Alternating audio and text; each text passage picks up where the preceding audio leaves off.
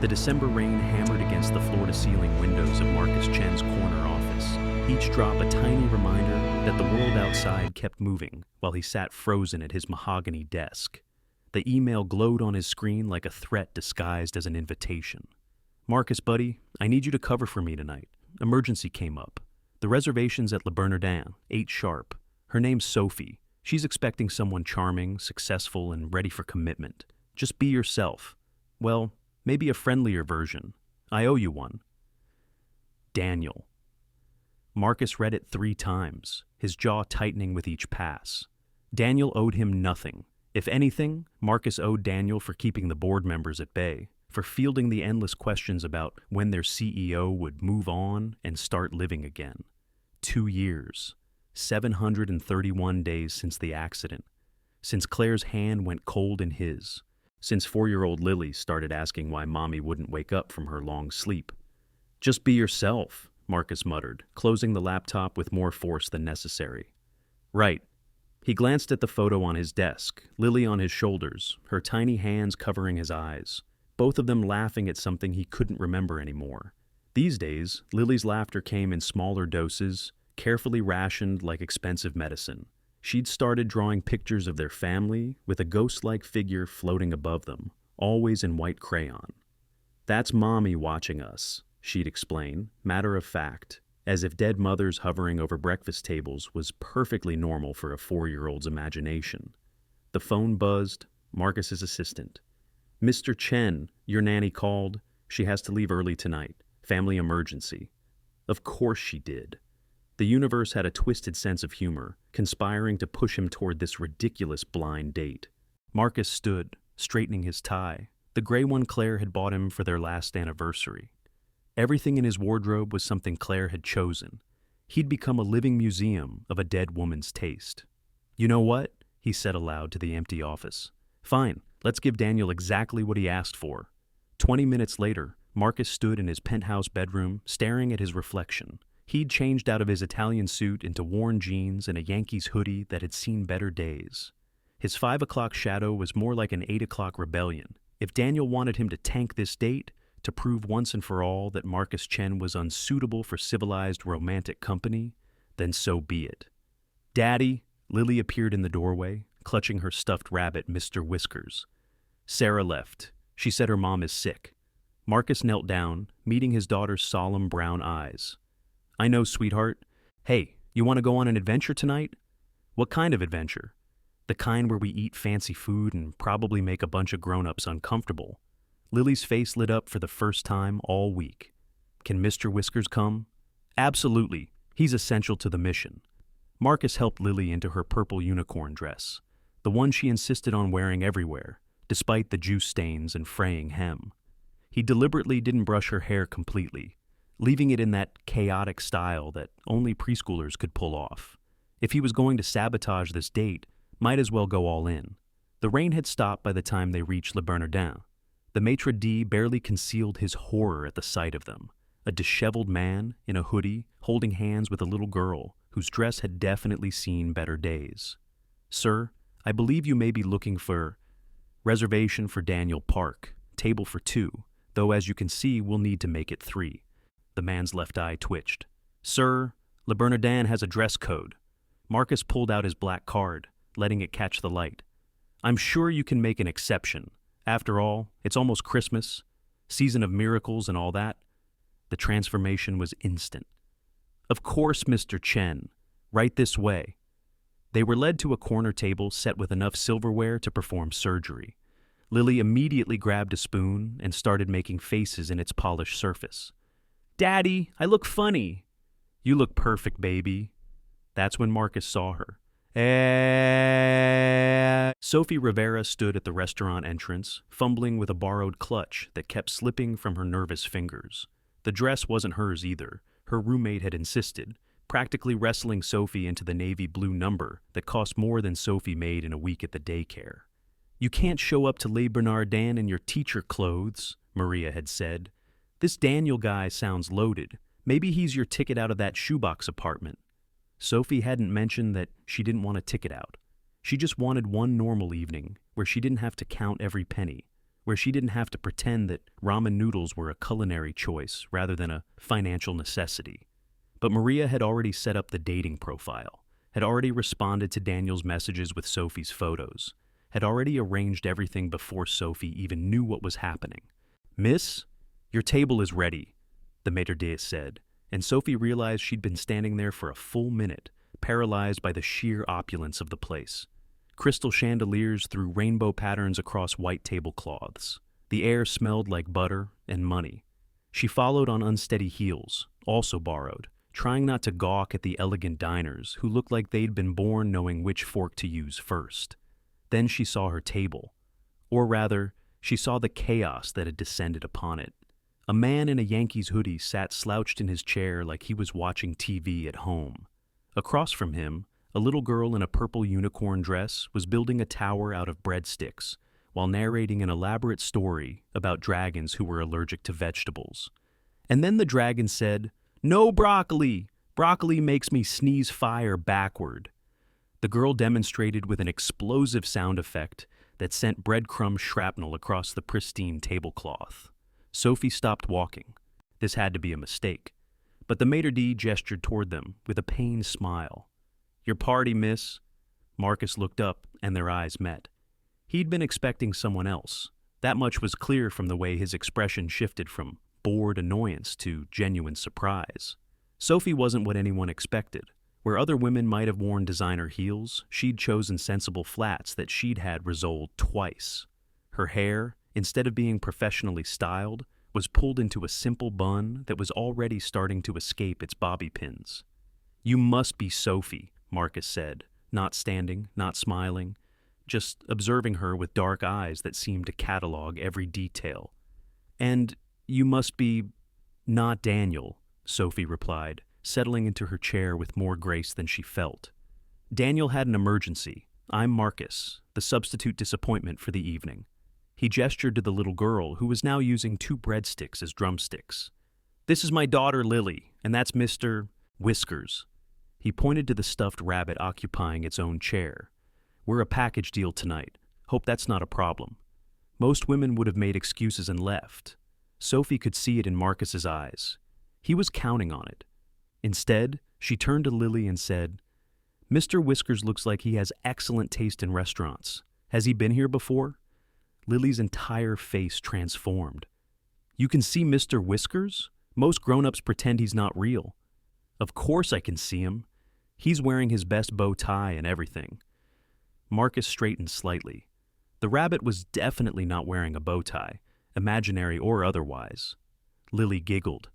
"He forgot it at home. He's so silly." "Well, we'll have to make sure he still gets excellent service." Sophie flagged down a passing waiter with a confidence she didn't feel. "Excuse me, could we get a small plate for Mr. Whiskers? He's quite particular about his dining arrangements." The waiter, trained to accommodate any request at a restaurant of this caliber, simply nodded. "Of course, madam." Marcus stared at her. "You know that's a $20 plate you just ordered for a stuffed animal. And you brought a 4-year-old to sabotage a blind date, so I think we're both making interesting choices tonight." He almost smiled. Almost. "What makes you think this is sabotage?" Sophie opened the menu, blanched at the prices, then closed it again. The hoodie was a nice touch, but the uncombed hair really sells it. Plus, you've been checking your phone every 30 seconds like you're hoping for an emergency that'll let you leave. She turned to Lily. "What do you usually eat for dinner, sweetheart?" "Chicken nuggets, but Daddy says they don't have those here."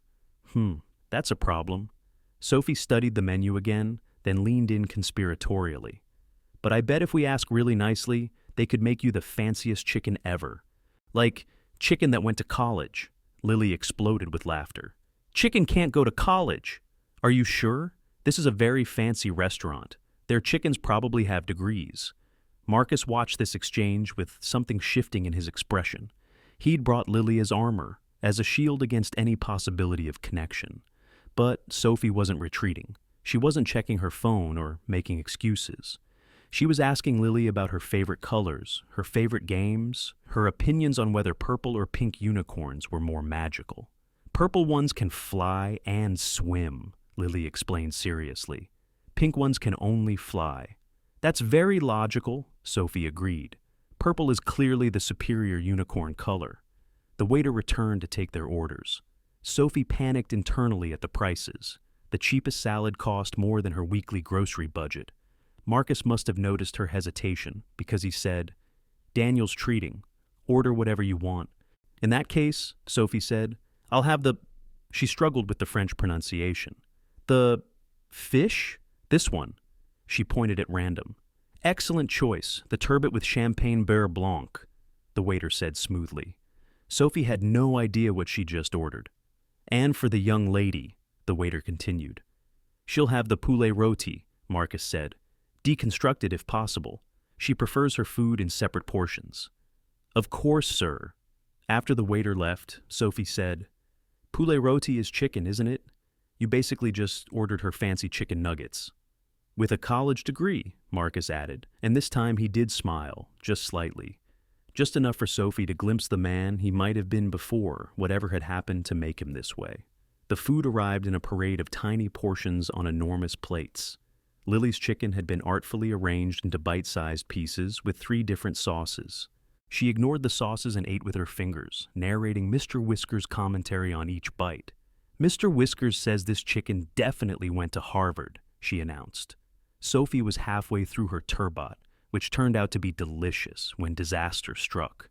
Lily reached for her water glass, misjudged the distance, and knocked over Sophie's wine. The red liquid splashed across Sophie's borrowed dress, and worse, Lily's sudden movement combined with the excitement of the evening triggered something else.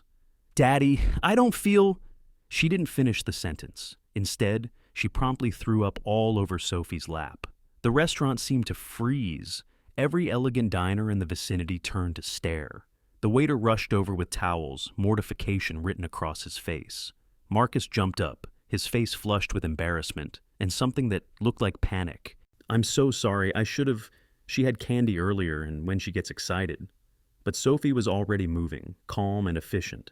She wrapped Lily in her napkin, wiped the child's face with gentle strokes, and said, "Hey, sweetie, it's okay. Everyone's tummy gets upset sometimes. My sister Emma once threw up on a mall Santa. Now that was embarrassing." Lily hiccuped a laugh through her tears. "Really?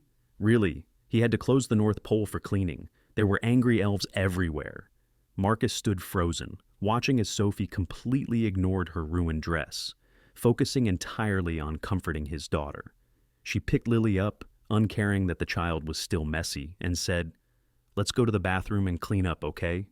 We'll have you feeling better in no time."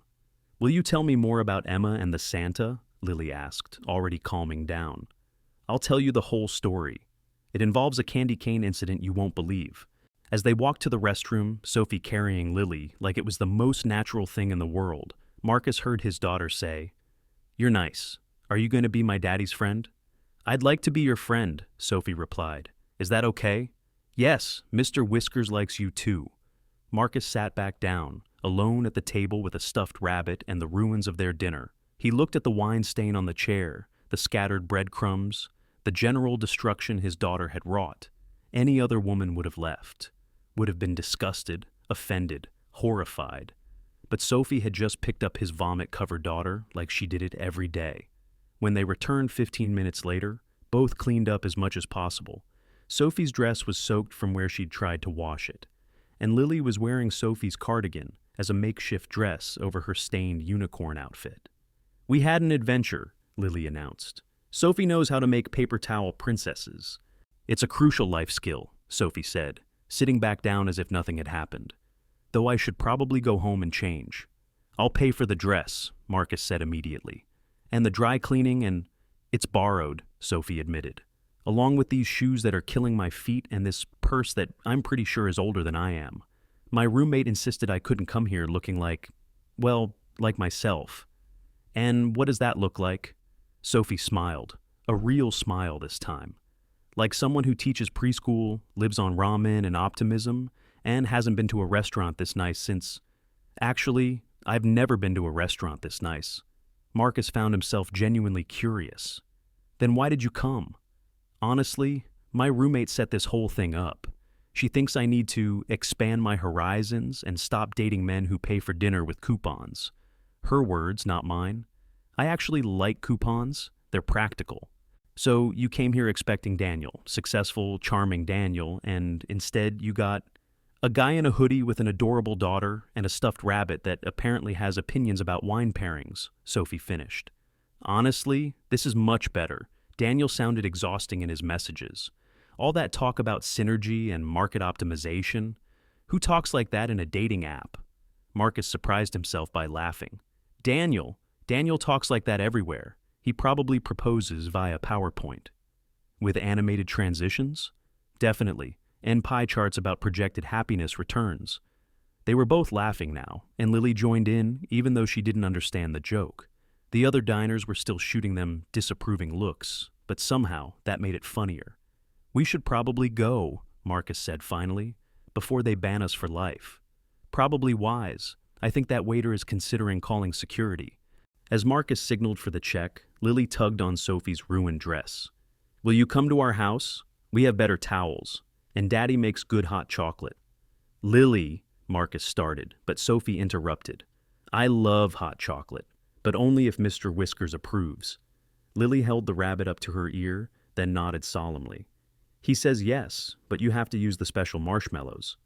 Well, if Mr. Whiskers insists. Marcus knew he should protest. This was exactly what he'd been trying to avoid, letting anyone into their carefully controlled world. But Lily was smiling, really smiling, for the first time in months. And Sophie, standing there in a ruined dress she couldn't afford to replace, wearing his daughter's vomit like a badge of honor, wasn't looking at him with pity or calculation or any of the things he'd grown used to seeing in people's eyes. She was just looking at him like he was a normal person, a single dad having a rough night who might need a friend. I have one condition, Sophie said as they gathered their things. No more fancy restaurants. If there's a next time, and I'm not saying there is, we go somewhere that has crayons on the table and doesn't judge you for eating with your fingers. Deal, Marcus said, and realized he meant it. En vapors. Monday morning arrived with the subtlety of a freight train. Marcus stood in the doorway of Bright Beginnings preschool, his hand firmly gripping Lily's smaller one, trying to process what he was seeing. There, kneeling beside a sandbox, helping a small boy build what appeared to be a dinosaur castle, was Sophie Rivera. She wore jeans and a paint-splattered apron, her hair in a messy bun with a pencil stuck through it. She looked nothing like the woman from Saturday night, and yet everything like herself, if that made any sense, which it didn't. Nothing about this situation made sense. Miss Sophie, Lily shrieked, breaking free from Marcus's grip and running full speed toward her. You're at my school! Sophie looked up, and the surprise on her face matched Marcus's own. Her eyes found his across the playground, and for a moment, neither of them moved. Then a small girl tugged on Sophie's apron, demanding attention for her collapsing tower, and the spell broke. Mr. Chen, the school director, Mrs. Patterson, appeared at his elbow like a well-dressed specter. I see Lily's already noticed our new assistant teacher. Miss Rivera started with us 2 weeks ago. She's been absolutely wonderful with the children. 2 weeks. Sophie had been teaching his daughter for 2 weeks, and neither of them had known. Marcus watched as Lily chattered excitedly to Sophie, showing her the new shoes he'd bought her over the weekend, the ones with lights in the soles that Lily had insisted were magic. She's qualified, I assume? Marcus heard himself asking, his CEO voice sliding into place like armor. Mrs. Patterson's eyebrows rose slightly. Of course. Miss Rivera has her early childhood education certificate and 3 years of experience at her previous position. Her references were impeccable. The children adore her. And you run background checks? Mr. Chen, is there a concern I should be aware of? Yes, Marcus wanted to say. The concern is that my daughter is already attached to this woman, and I can't afford for Lily to lose anyone else. The concern is that I spent all of Sunday thinking about how Sophie looked holding my sick child, and that's terrifying. No, he said instead. No concerns, just thorough. Mrs. Patterson gave him the look reserved for helicopter parents, part sympathy, part exasperation. Lily's in excellent hands, Mr. Chen. Perhaps you'd like to observe for a few minutes. We have an open-door policy for parents. It was a test, and Marcus knew it. Normal parents didn't linger. Normal parents trusted the system. But Marcus hadn't been normal since the day he'd identified Claire's body at the morgue, her hand still wearing the anniversary ring he'd given her that morning. 5 minutes, he said. He positioned himself near the reading corner, pretending to check emails on his phone, while actually watching Sophie navigate the chaos of 15 four-year-olds. She moved like water, flowing from one crisis to the next, mediating a dispute over blocks here, cleaning a scraped knee there, somehow managing to braid one girl's hair, while explaining to a boy why eating glue was not a good nutritional choice. "Mr. Whiskers doesn't eat glue either," he heard her telling the boy. "He's very careful about his diet." The boy nodded solemnly. "What does he eat?" "Carrots, dreams, and the occasional telescope." "Telescopes aren't food." "They are if you're looking at the stars while you eat them." The boy considered this logic, found it acceptable, and went back to his coloring. Sophie caught Marcus watching and gave him a small wave. Not flirtatious, not uncomfortable, just acknowledgement. Then she was pulled away by 3 children, who apparently needed immediate adjudication on whether purple dragons could beat green ones in a race. Marcus's phone buzzed, a real email this time, from his CFO about the quarterly projections. He needed to leave, needed to get to the office, needed to stop watching a preschool teacher manage chaos with more grace than he managed board meetings. "Daddy!" Lily ran over, paint already splattered on her new shoes. "Miss Sophie says we're making family pictures today. Can you stay and help?" "I have to work, sweetheart." Lily's face fell, and Marcus felt the familiar knife of guilt twist in his chest. Sophie appeared beside them, carrying a juice box and a wet wipe. "Actually," she said, not quite meeting Marcus's eyes, "we're pretty flexible on the family art project. Lily could make hers this afternoon if you wanted to come back around 3. Some parents prefer to participate when they can." It was an out, a graceful way to be a good father, without disrupting his schedule. Marcus should have been grateful. Instead, he was suspicious. "Why?" he asked, more sharply than intended. Sophie blinked. "Because every child deserves to have their family celebrated, however that family looks." She knelt down to Lily's level. "Why don't you go wash your hands for snack time? I'll save you the dinosaur crackers." Lily hugged Sophie's knees, then ran off. Sophie stood, and for the first time since Saturday night, they were alone, or as alone as you could be on a playground full of screaming children. "We should talk," Marcus said. "About?" "About the fact that you're my daughter's teacher. About Saturday night. About how you're scared I'm going to hurt her." Sophie's voice was quiet but direct. "I get it. You brought her to that dinner to push people away. You didn't expect someone to push back. And now you're terrified because Lily likes me, and you can't control that." Marcus's jaw tightened. "You don't know anything about—" "I know loss, Mr. Chen." Sophie's eyes were steady, sad, but not pitying. "I know what it's like to have your world shattered, and to build walls so high that even sunlight can't get in. I know what it's like to protect the only family you have left with everything in you, even if it means being alone. Then you know why I can't. I'm not asking you for anything." Sophie picked up a stray ball, tossing it back to a group of boys. "I'm Lily's teacher, that's all. Saturday night was an anomaly. A nice one, but still. I would never do anything to confuse or hurt that little girl." Marcus wanted to accept that, wanted to draw the clear lines that would keep everyone safe. But then he heard himself saying, 3 o'clock? Sophie smiled, small but genuine. 3 o'clock, bring clothes you don't mind getting messy. The dinosaur paint is particularly vindictive. He turned to leave, then stopped. "The sister you mentioned, Emma, is she real, or was that just to calm Lily down?" "She's real. She's 16, brilliant, and currently obsessed with becoming a marine biologist despite the fact that she's never seen the ocean." "Why hasn't she seen the ocean?" Sophie's smile faltered slightly. "It's complicated." Before Marcus could ask more, a small boy ran up crying about a stolen truck, and Sophie was pulled back into the whirlwind of preschool drama. Marcus watched her go, then forced himself to walk to his car. At the office, he was distracted. His assistant had to repeat questions. He caught himself staring out the window during a conference call about the Singapore expansion. When his CFO asked if he was feeling all right, Marcus snapped at him, then immediately apologized. "It's fine," James said, though his expression suggested otherwise. We all have off days. But this wasn't an off day. This was Marcus's carefully constructed life developing cracks. He'd built everything around routine, control, predictability. Wake up at 5:30, gym at 6, office by 7:30. Pick up Lily at 5, dinner at 6, bath at 7, bed at 8. Repeat. No variations, no surprises, no chances for the universe to snatch away something else he loved. And now there was Sophie, with her borrowed dresses and her paint-splattered aprons, making his daughter laugh about educated chickens and telling stories about vomiting Santas.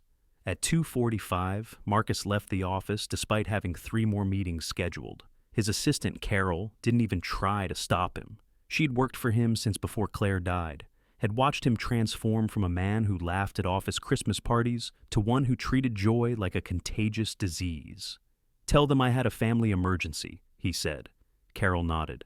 "Of course. And Mr. Chen, it's nice to see you leaving early for something other than a crisis." He didn't know how to respond to that, so he didn't.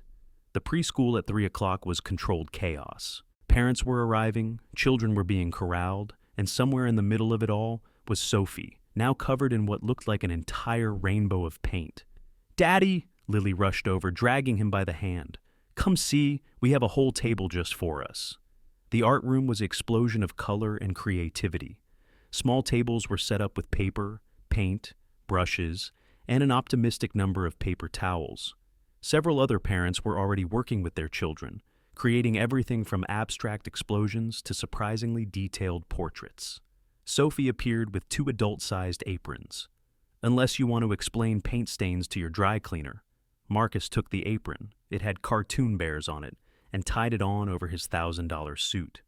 "Where do we start?" "Wherever Lily wants," Sophie said. "It's her family." Lily had already started, her tongue poking out in concentration as she drew 3 figures with aggressive crayon strokes. "That's Daddy," she explained, pointing to the tall figure. "That's me and Mr. Whiskers." The middle figure appeared to be holding something that might have been a rabbit or possibly a mutant carrot. "And that's Mommy." Marcus's breath caught. Lily had drawn Claire as she always did, floating above them with wings. "She watches us," Lily explained to Sophie matter-of-factly. "Daddy says she's in heaven, but I think she's in the clouds because that's closer." Sophie knelt beside her. "That makes sense. Clouds are good for watching from. What color are her wings?" "Purple," Lily said decisively, "because purple can fly and swim, remember? Of course, purple is clearly the superior wing color." Marcus watched Sophie help Lily mix the perfect shade of purple. Not too dark, not too light, with just a hint of shimmer from the glitter paint that was definitely going to be finding its way home in their hair. She didn't try to distract Lily from talking about Claire, didn't change the subject or look uncomfortable. She just accepted it as part of Lily's reality. "Miss Sophie," Lily said suddenly, "you should be in the picture too." Both adults froze. "But sweetie," Sophie said carefully, "this is your family picture." "You're our friend," Lily insisted. "Friends are kind of family, right, Daddy?" Marcus knew he should redirect her, should maintain the boundaries that kept them all safe. Instead, he found himself saying, "Where would you put her?" Lily studied her picture seriously. "Here," she decided, adding a 4th figure to the side. "She's holding a dinosaur because she likes them." "How did you know I like dinosaurs?" Sophie asked. "You always make the best dinosaur voices at story time. They're very scary, but not too scary." Sophie laughed, and Marcus realized he was smiling, actually smiling, at his daughter's logic. They painted for an hour, adding details that only made sense to Lily. Mr. Whiskers got a top hat. Marcus's figure received a briefcase that looked like a rectangle with teeth. Claire's cloud grew flowers, and Sophie's figure got increasingly elaborate hair that Lily insisted was dancing hair. "Because her hair dances when she reads stories," Lily explained. Other parents came and went, but Marcus found himself in no hurry to leave. He watched Sophie interact with the other children who wandered over, always including them, always making them feel special. She had paint in her hair, on her cheek, and somehow on her elbow. Her jeans were destroyed, and she was radiant. "Mr. Chen," Mrs. Patterson appeared in the doorway. "Could I speak with you for a moment?" Marcus followed her into the hallway, noting her serious expression. Is there a problem? Not exactly, she hesitated. I wanted you to know that Miss Rivera has been exceptional with Lily. Your daughter was quite withdrawn when the school year started. She wouldn't participate in group activities, rarely spoke to the other children. Since Miss Rivera joined us, Lily has opened up considerably. I see. I also wanted you to know that Miss Rivera disclosed your acquaintance this morning. She offered to transfer to a different classroom if you were uncomfortable with the situation. Marcus felt something twist in his chest. What did you tell her? I told her that would be unnecessary unless you specifically requested it. The children have formed strong attachments to her, especially Lily. It would be disruptive to move her now. Then she stays, Marcus said, perhaps too quickly. Mrs. Patterson smiled knowingly. I thought you might say that. Mr. Chen, I've been doing this for 30 years. I've seen all kinds of families, traditional, blended, chosen, found. The only thing that matters is that the children feel loved and secure. Lily is lucky to have people who care about her.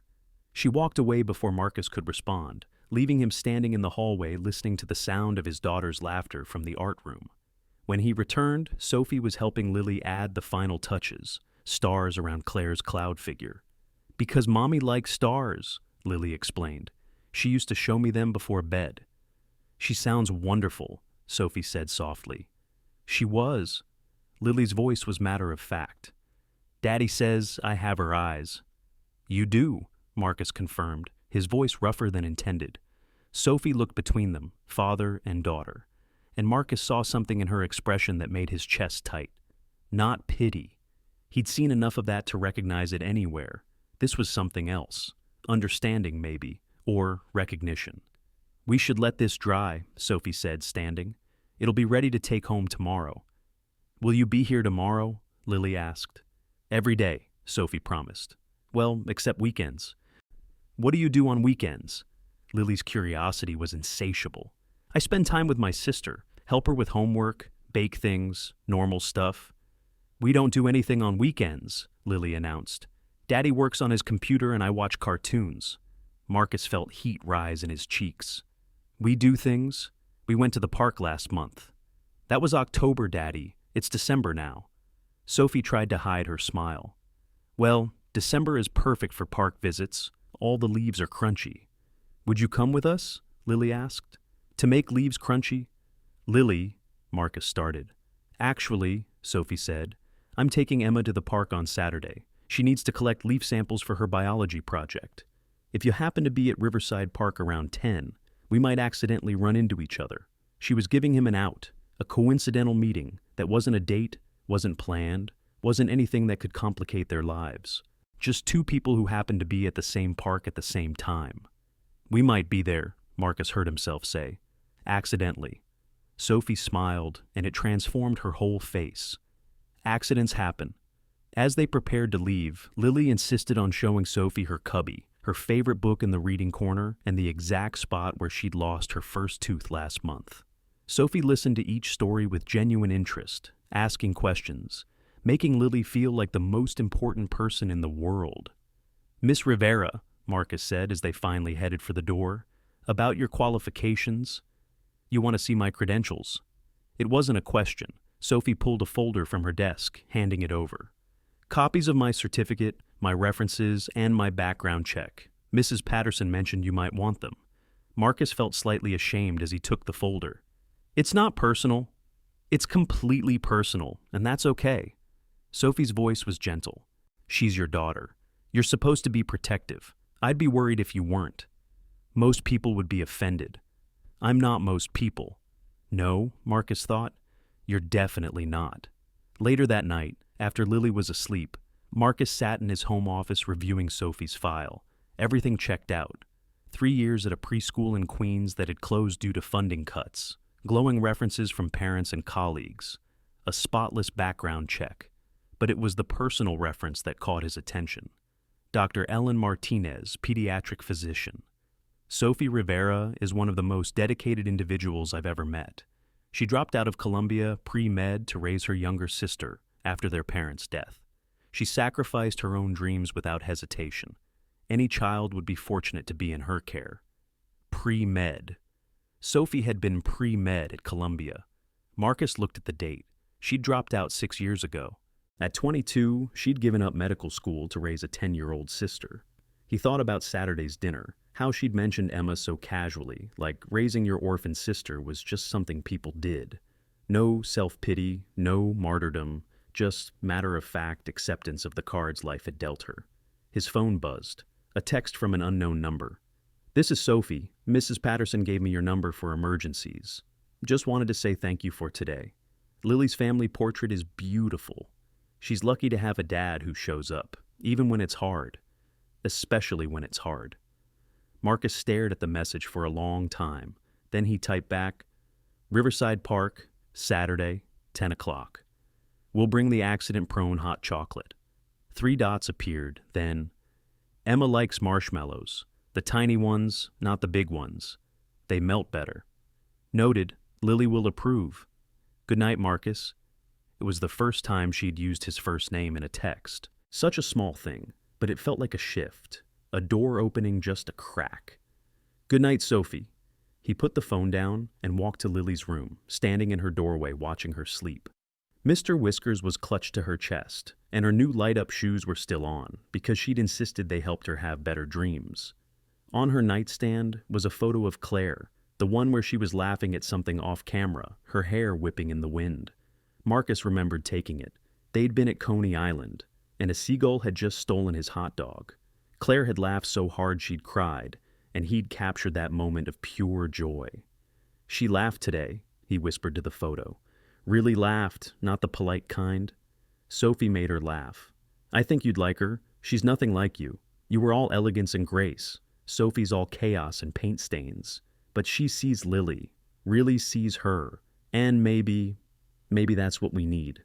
The photo, of course, didn't respond. But somewhere in the silence, Marcus felt something that might have been permission, or maybe that was just what he needed to feel to take the next step.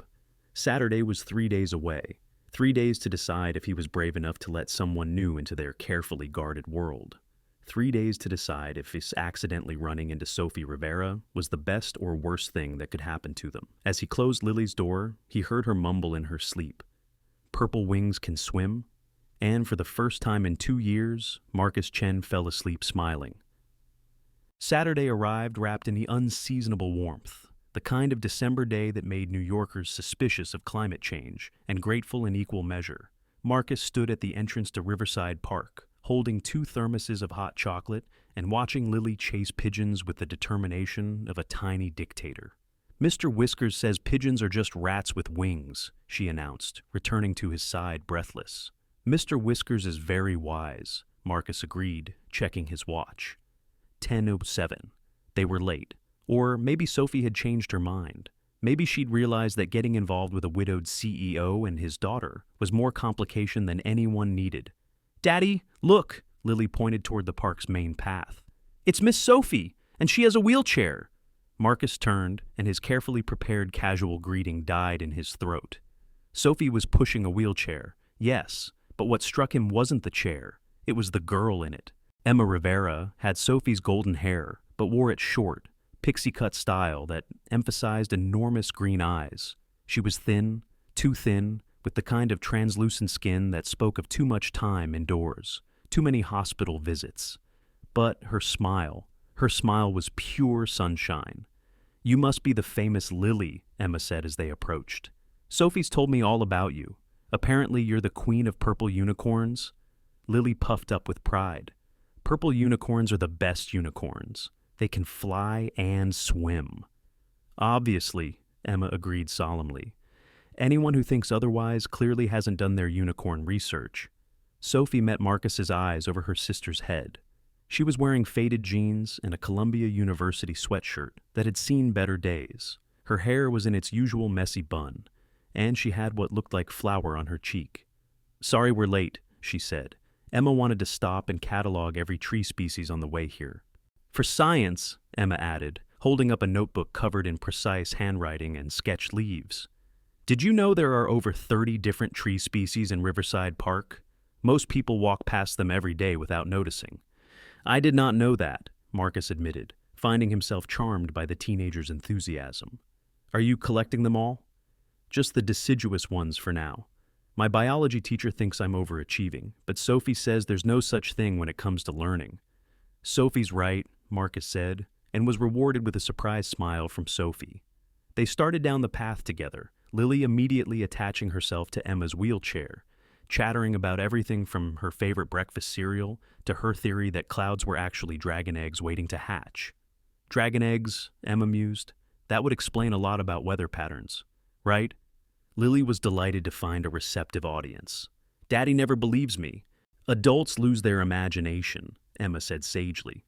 It's very sad. Marcus found himself walking beside Sophie, close enough to smell her shampoo, something vanilla and inexpensive and oddly appealing. She seems remarkable, he said, nodding toward Emma. She is. Sophie's voice carried a mixture of pride and something else. Worry, maybe. 16 going on 40. She's been through a lot. The wheelchair, is it permanent? Sophie was quiet for a moment, watching Emma teach Lily how to identify oak leaves by their lobed edges. We don't know. Spinal injury from a car accident 3 years ago. The same one that killed our parents. The doctors say there's a chance she could walk again with the right treatment, but... She shrugged. The right treatment costs more than I'll make in 10 lifetimes. Marcus wanted to ask more, but Emma called back, Sophie, Lily wants to know if we can have hot chocolate by the boats. The model boat pond was mostly empty, just a few die-hard enthusiasts taking advantage of the warm weather. They found a bench, Emma parking her wheelchair beside it, and Marcus distributed hot chocolate with the solemnity of a communion ritual. These marshmallows are perfect, Emma declared, examining the tiny ones floating in her cup. Lily, did you know that marshmallows were originally made from the marshmallow plant? Ancient Egyptians used them as medicine? Medicine that tastes like clouds, Lily said, clearly in love with this fountain of random knowledge. Exactly. The best kind of medicine. They sat in comfortable silence for a while, watching the boats navigate the pond. Then Lily, with the devastating honesty of children, asked, Emma, why can't you walk? Lily, Marcus started, but Emma held up a hand. It's okay, I don't mind. She turned to Lily. My legs got hurt in an accident. They're taking a very long nap, and we're not sure when they'll wake up. Like Sleeping Beauty? Exactly like Sleeping Beauty. Except instead of a prince, I'm hoping for a really good doctor with expertise in spinal cord regeneration. Maybe you need a purple unicorn, Lily suggested seriously. They're magic.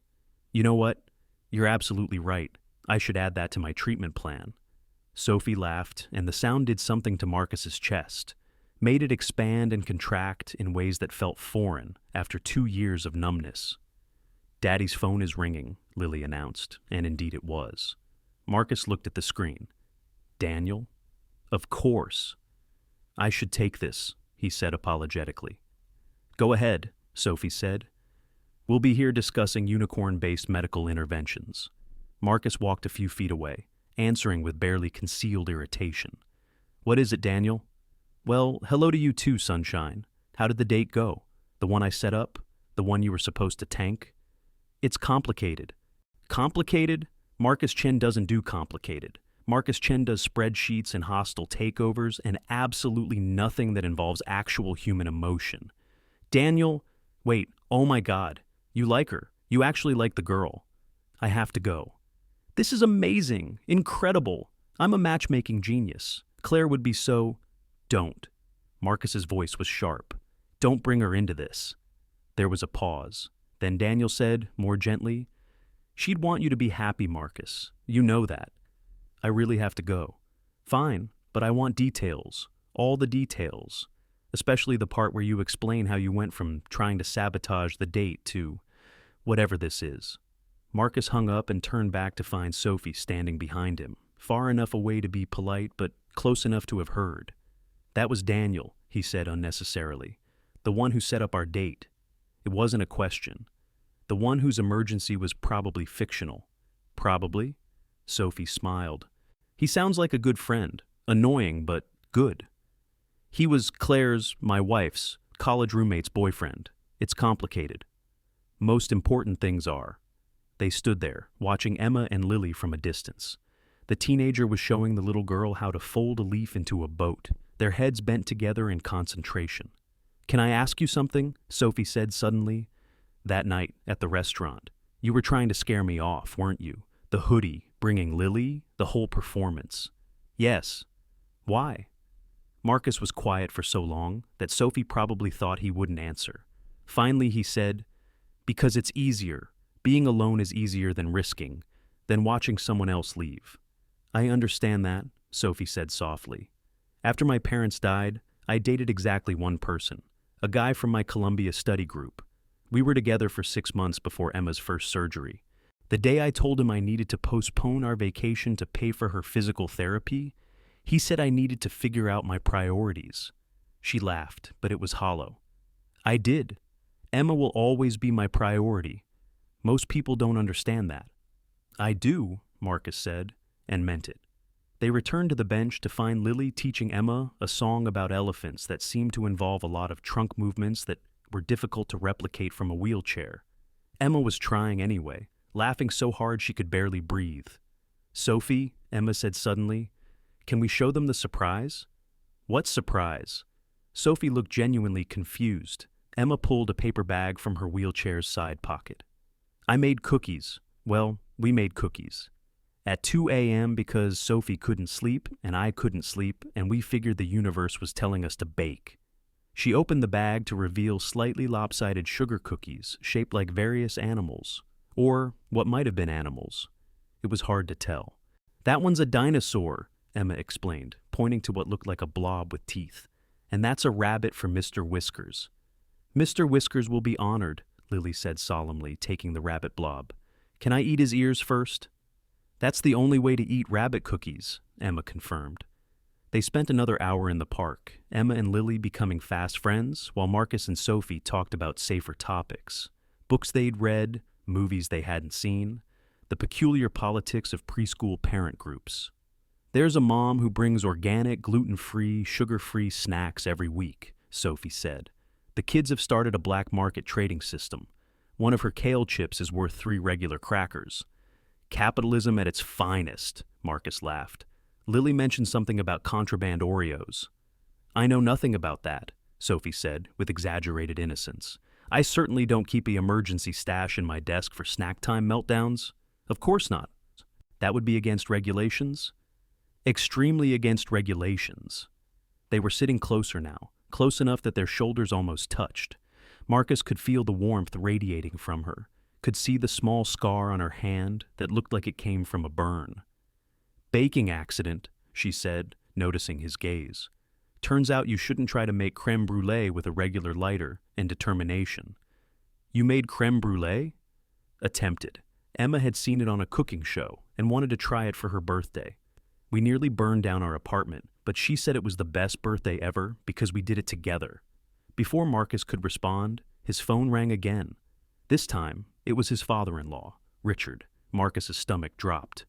"I need to take this," he said, already knowing this wouldn't be good. "Marcus?" Richard's voice was cold, formal. "Imagine my surprise when Mrs. Blackwood from the club told me she saw you at Riverside Park with some woman, letting Lily interact with strangers. She's not a stranger, she's Lily's teacher." "Her teacher!" Richard's tone could have frozen water. "How appropriate. What would Claire think?" "I have to go, Richard. We're having dinner tomorrow. The usual place. Don't be late." The line went dead. Marcus stood there, phone in hand, feeling the familiar weight of guilt settling on his shoulders. Richard and Patricia had never forgiven him for surviving when Claire hadn't. They came for their weekly dinners, criticized his parenting, reminded him of all the ways he was failing their granddaughter. "Everything okay?" Sophie asked quietly. "Fine," Marcus lied, but his voice must have betrayed him because Sophie didn't push. "We should probably go," she said. "Emma has physical therapy at 2. "On a Saturday?" "The therapist gives us a discount for off hours." Sophie began gathering their things, her movements efficient. "Thank you for the hot chocolate, and for this." Emma hasn't laughed like that in months. "Neither has Lily," Marcus admitted. They walked back toward the park entrance, Lily and Emma still chattering away. At the path split, Sophie turned to face him. "Marcus, I need to tell you something about the restaurant that night. I knew who you were. Not at first, but when you said your name. Marcus Chen, CEO of Chen Industries. Your company's foundation denied Emma's grant application for experimental treatment 6 months ago. Marcus felt like he'd been punched. Sophie, I didn't know. I know you didn't. The foundation handles hundreds of applications. I'm not telling you this to make you feel guilty or to ask for anything. I needed you to know. Before this goes any further, before Lily gets more attached, before what? Sophie looked at him, and he saw everything in her eyes. Hope, fear, resignation. Before I start believing this could actually work. She turned her wheelchair toward the park exit. Come on, Em, therapy awaits. Bye, Lily, Emma called. Remember, purple unicorns and tiny marshmallows. They solve everything. Bye, Emma. Bye, Miss Sophie.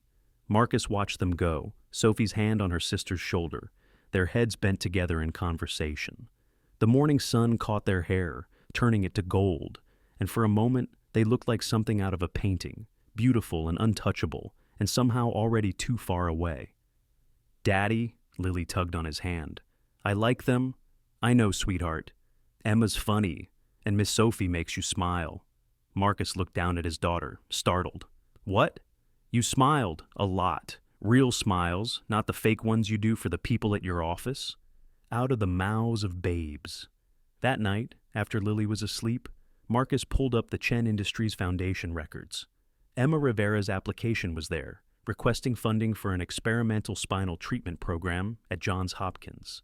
Denied due to insufficient evidence of treatment efficacy.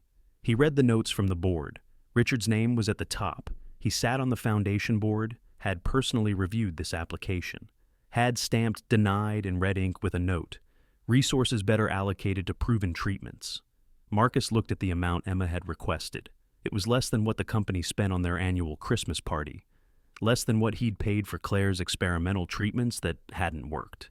He thought about Emma's laugh, the way she'd treated Lily like an equal instead of a baby. He thought about Sophie, 22 years old, giving up medical school without hesitation. He thought about tiny marshmallows and purple unicorns, and the way Sophie had looked in the morning sun. Then he made a decision that would change everything. He called his personal physician, Dr. James Harrison, who owed him several favors.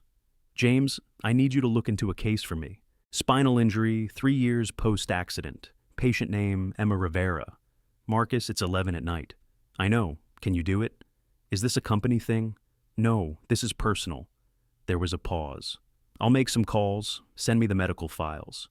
Marcus didn't have the medical files, but he would, because Sophie Rivera had sacrificed everything for her sister, and maybe, just maybe, Marcus could give something back. Not as charity, not as guilt, but as... what? He didn't have a word for it yet. His phone buzzed, a text from Sophie. Emma hasn't stopped talking about Lily and the Purple Unicorn Medical Revolution. Thank you for today. He typed back, thank you for not running when you found out who I am. I don't run. I might walk away slowly and dramatically, but I don't run. Good to know. Marcus, that thing with the foundation, it doesn't change anything. I didn't tell you to... I know. Good night, Sophie. Good night, Marcus. But Marcus didn't sleep. He sat in his office, staring at the denied application, thinking about second chances and small miracles, and the way Sophie had said his name like it was just a name, not a title or a bank account, or a means to an end. Tomorrow he would have dinner with Richard and Patricia. They would remind him of his failures, of Claire's absence, of all the ways he was destroying their granddaughter's life. They would tell him that dating Lily's teacher was inappropriate, scandalous, beneath their family's standing. They would be right about one thing.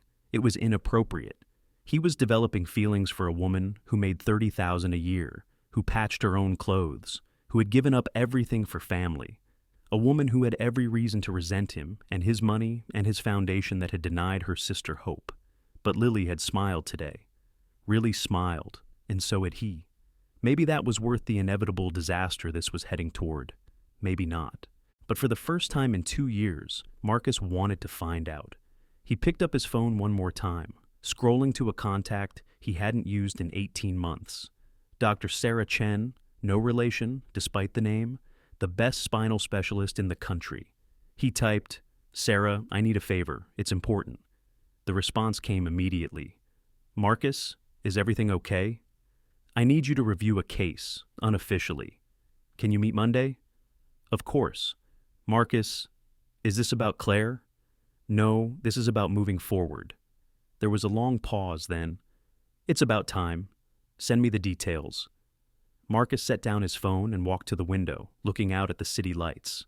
Somewhere out there, Sophie was probably helping Emma with homework or baking cookies at ungodly hours or doing one of the 1,000 things she did to keep their small family afloat.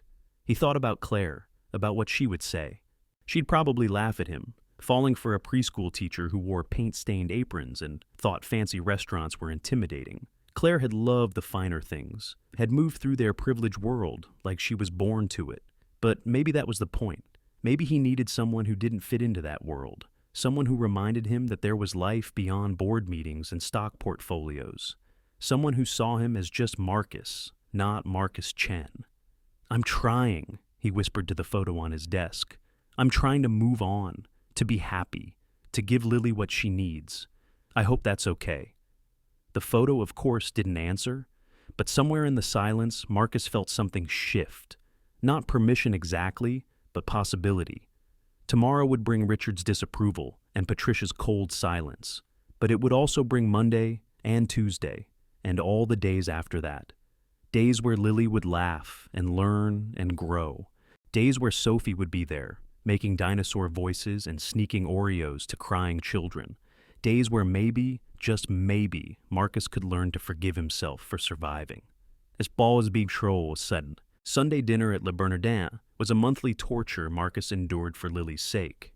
Richard and Patricia Morrison sat across from him, like judges at a tribunal, their disapproval radiating with every perfectly cut bite of $40 salmon.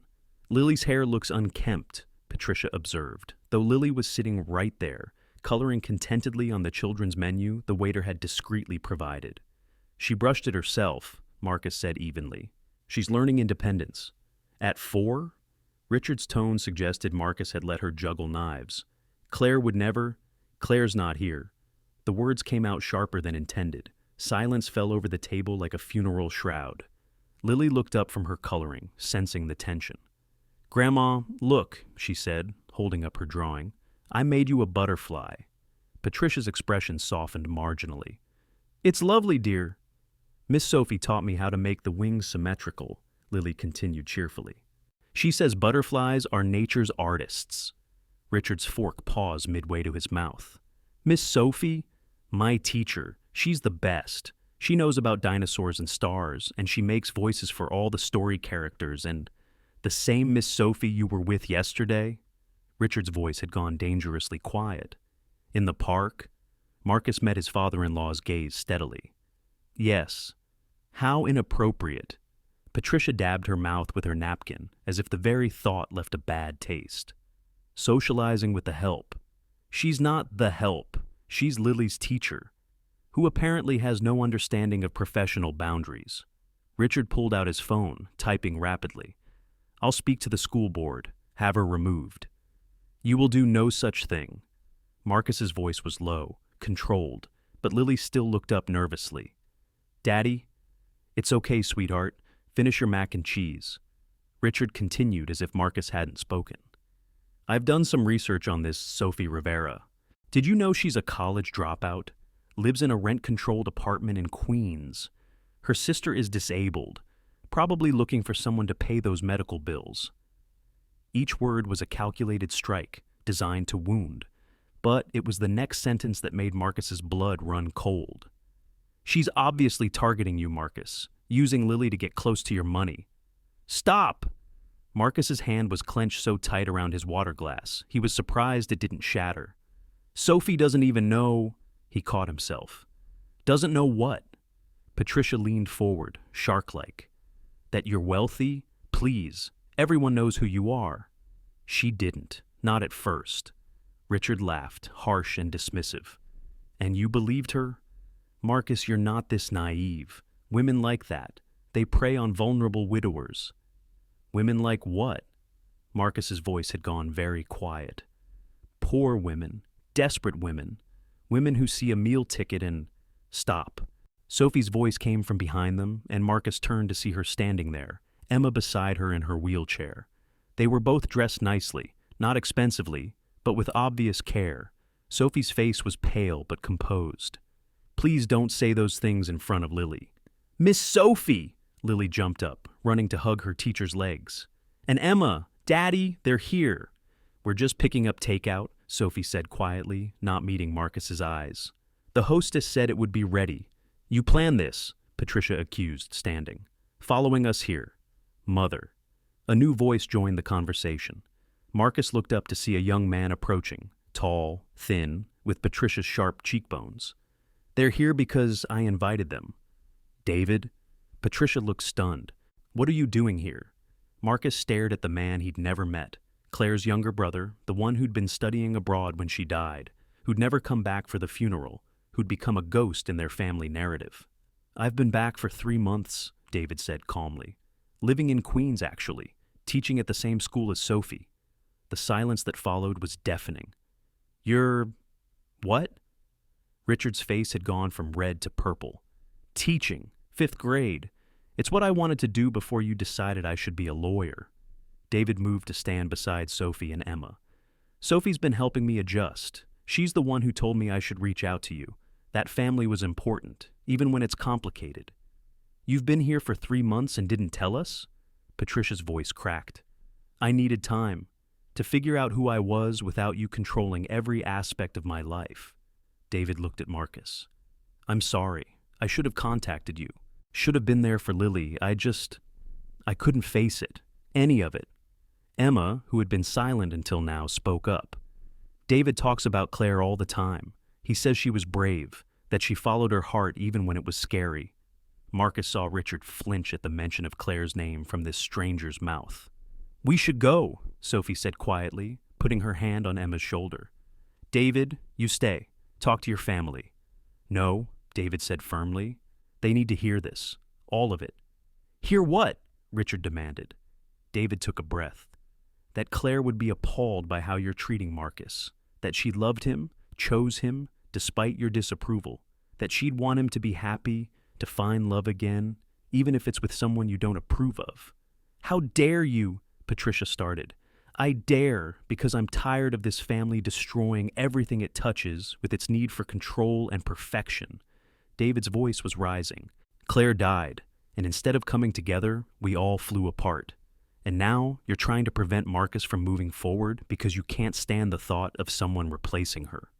"No one could replace Claire," Sophie said suddenly, and everyone turned to look at her. "No one should. She's Lily's mother. She always will be. But that doesn't mean Marcus has to be alone forever. It doesn't mean Lily can't have other people who love her." "Love her?" Patricia laughed bitterly. "You've known them for what, a week?" 2 weeks, actually, and I'm not claiming to love anyone. I'm just saying that happiness isn't finite, that hearts can expand, that families can grow in unexpected ways."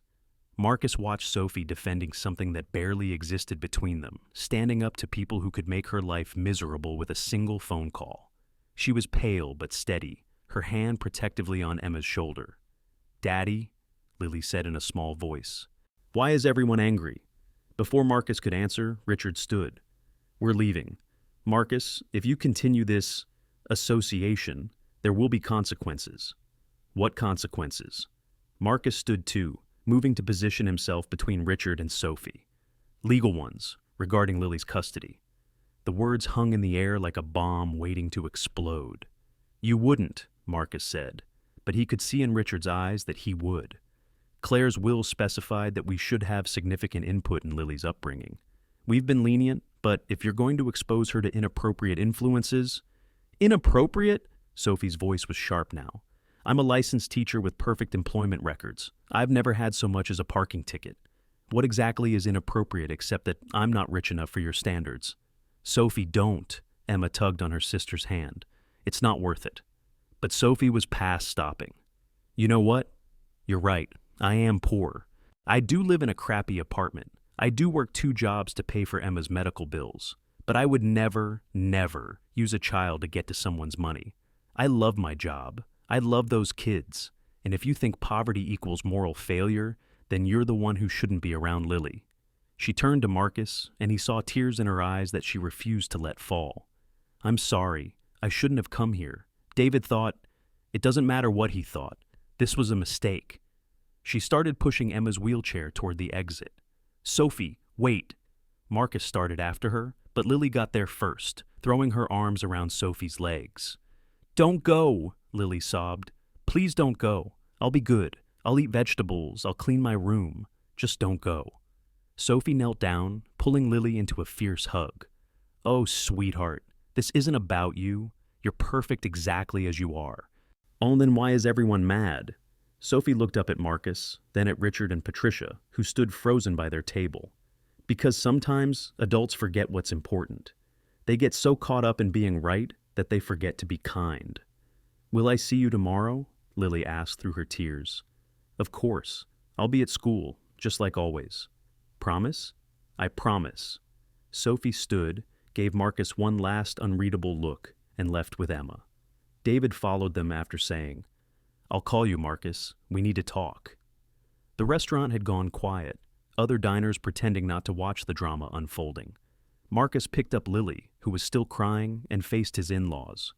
If you try to take her from me, he said very quietly, I will destroy you.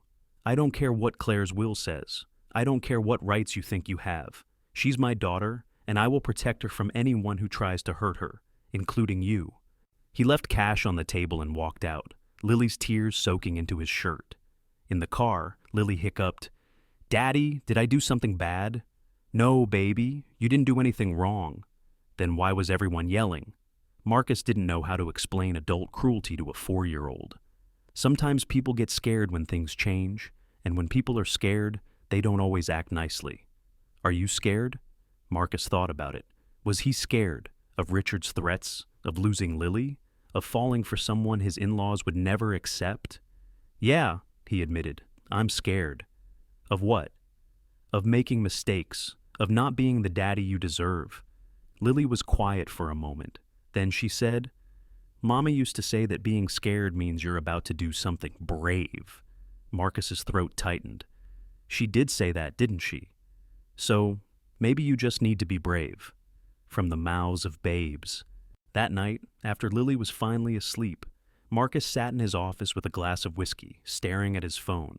He'd typed and deleted a dozen messages to Sophie. What could he say? Sorry my in-laws are monsters? Sorry you got dragged into my mess? Sorry I'm too much of a coward to stand up to them properly? His phone rang. David. We need to talk, David said without preamble. About Claire, about our parents, about Sophie. Where are you? Outside your building. The doorman won't let me up. Marcus authorized his entry, and 5 minutes later, David sat across from him. In person, the resemblance to Claire was striking. The same delicate features, the same determined chin. I should have come back for the funeral, David started. I was in Thailand teaching English, and I couldn't face it. Why contact me now? Because of Sophie, actually. She doesn't know this, but I've been watching her with the kids for months. She has this way of making broken things seem fixable. Scared kids feel safe. She made me realize I was being a coward. How do you know her? We teach at the same school in Queens, low-income neighborhood. Sophie could work anywhere. She's that good. But she stays because those kids need her, just like Emma needs her. David pulled out a folder. I need to show you something. Claire wrote me letters, emails actually, toward the end. Marcus's heart stopped. What? She knew she was dying, Marcus. The doctors had told her. She didn't tell you because she wanted your last moments to be about hope, not goodbye. David opened the folder, revealing printed emails. She asked me to give these to you when you were ready to move on, when you found someone. Marcus's hands shook as he took the papers. My dearest David, the first one read. If you're reading this to Marcus, it means he's finally found someone. I hope she's nothing like me. I hope she challenges him, makes him laugh, reminds him that there's life beyond conference rooms and stock reports. I hope she loves Lily fiercely and doesn't care about the money. Marcus couldn't read anymore. His vision had gone blurry. She knew you'd blame yourself, David said quietly. She knew you'd shut down, shut everyone out. She made me promise to intervene if you stayed frozen too long. 2 years is too long? 2 years of existing isn't living, Marcus. Claire knew the difference. They sat in silence for a moment. Then David said, Our parents will follow through on their threat. They've already called their lawyer. Marcus's blood chilled. What? They're filing for partial custody tomorrow, claiming you're making reckless decisions that endanger Lily's well-being. They can't win. Maybe not, but they can make your life hell. Drag Sophie through the mud. Make it so toxic that she has no choice but to walk away. David met his eyes. Unless what? Unless you walk away first, from her. Make a clean break and they'll back off. Marcus stood abruptly, walking to the window. Below, the city sparkled, indifferent to his personal catastrophe. Claire would hate this, he said finally.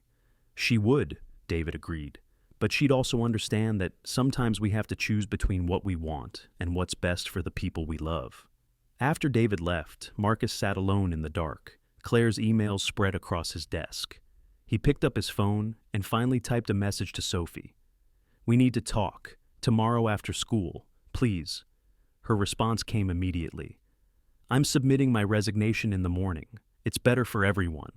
Please don't. Not yet. Just give me tomorrow." 3 dots appeared, disappeared, appeared again. Finally, "Okay." Marcus poured another whiskey and opened Claire's last email. "If you've made it this far, my love, it means you're ready to let me go. Not forget me. Never that. But to let me become a beautiful memory instead of a ghost. I want you to know that loving you was the greatest adventure of my life. But your adventure isn't over. Lily needs to see you love again, needs to know that hearts can break and heal and grow. Don't let my parents turn you into a monument to grief. You're too alive for that, even when you pretend otherwise. Be brave, my darling. Be brave enough to be happy again. All my love, always, Claire." Marcus closed his eyes, feeling Claire's presence and absence simultaneously. Tomorrow he would have to choose, between safety and possibility, between his in-laws' approval and his daughter's joy, between the man he'd become and the man he could be. He thought about Sophie's face when Richard had called her a gold digger, the way she'd stood straighter, defended herself without cruelty, protected Emma even while being attacked, the way she'd promised Lily she'd be at school tomorrow, even knowing it might cost her everything. "Be brave," he whispered to the empty room. But what did bravery look like when you had a 4-year-old daughter to protect? When choosing happiness might mean losing her? When the safe choice and the right choice were pulling in opposite directions? His phone buzzed. A text from an unknown number. "This is Emma. Sophie doesn't know I'm texting you. She's been crying since we got home. She never cries. She says she's fine, but she's not. I know you have your own stuff to deal with, but I thought you should know. She really cares about Lily, and maybe about you too. Please don't let your mean relatives win." Marcus read it 3 times, then typed back, "Thank you for telling me. Take care of her tonight. Tomorrow, things will be different." He didn't know how they'd be different, but as he stood in his dark office, surrounded by the ghosts of choices made and unmade, Marcus Chen made a decision. He would not let fear win. Not this time. He picked up his phone and made a call he should have made 2 years ago. "Harrison, it's Marcus Chen. I need the best family lawyer in the city, tonight. I don't care what it costs." The war for his daughter and his future had just begun. Part 6, second climax. Monday morning arrived dressed in gray clouds and the promise of snow. Marcus stood outside Bright Beginnings preschool at 6:45 a.m., a full hour before anyone would arrive, holding 2 coffee cups and wearing his most expensive suit, the one Claire used to call his battle armor. He'd been up all night with Harrison Blake, the city's most ruthless family lawyer, preparing for war. Documents were filed, injunctions prepared, and a countersuit that would make Richard Morrison's head spin. But that wasn't why he was here. Sophie arrived at 7:15, pushing Emma's wheelchair up the handicapped ramp. She stopped when she saw him, her face cycling through surprise, concern, and something that might have been hope before settling on careful neutrality. "Marcus, you're early. I needed to catch you before," he gestured vaguely at the school, "before everything." Emma looked between them, then said, "I'm going to go inside and pretend to need the bathroom for about 20 minutes. Sophie, your coffee's getting cold." She wheeled herself inside with impressive speed, leaving them alone in the morning chill. Marcus held out one of the cups. 2 sugars, oat milk, cinnamon on top. Sophie took it, surprised. How did you? I pay attention. He took a breath. I need to tell you something, several somethings. But first, I need you to know that Richard and Patricia filed for emergency custody of Lily this morning. Sophie's face went white. Oh, God. Marcus, I'm so sorry. This is my fault. No, this has been coming for 2 years. You were just the catalyst. He pulled out his phone, showing her a text from Harrison. My lawyer filed a countersuit 2 hours ago. Harassment, attempted alienation of affection, and violation of Claire's actual will, which gives them visitation rights, not custody rights. But they're her grandparents, who have been emotionally manipulating me since the day Claire died. Marcus set down his coffee, needing his hands free. Sophie, I need to tell you about the accident. You don't have to. I do, because if this goes any further, between us, you need to know everything. Sophie nodded, waiting. We were driving back from the Hamptons, Claire's parents' anniversary party. Lily was with the nanny for the weekend. Claire and I had been fighting, about her parents actually. They wanted us to move closer to them, wanted more control over how we raised Lily. Claire was considering it. Marcus's voice went flat, remembering. I was driving. It was raining. A truck ran a red light. The driver was texting. He hit Claire's side. She was conscious for almost an hour while they tried to cut her out. She kept telling me she'd love me, kept making me promise to be happy, to not let her parents... He trailed off. Marcus? Sophie said softly. The truck driver walked away without a scratch. Claire died in the helicopter on the way to the hospital. Anne, Richard, and Patricia have spent 2 years subtly suggesting that if I'd been a better driver, if I'd left the party earlier, if I'd taken a different route, their daughter would still be alive. That's cruel. That's control. And I've let them have it because part of me believed them. Marcus met her eyes. Until you. Me? You lost your parents in an accident too, but you don't wear it like a hair shirt. You don't let it define you. You built something beautiful from the ashes. You and Emma. And watching you these past weeks, seeing how you are with Lily, how you make her laugh. He stepped closer. You make me remember who I was before grief became my entire personality. Sophie's eyes were bright with unshed tears. Marcus, there's more. He pulled out a folder. The Chen Foundation. I've overruled the board's decision on Emma's treatment application. Full funding, plus transportation and accommodation costs. Sophie stepped back as if he'd slapped her. No. Sophie, no. Her voice was stronger now. I won't be the woman who slept with the boss for money. I won't prove your in-laws right.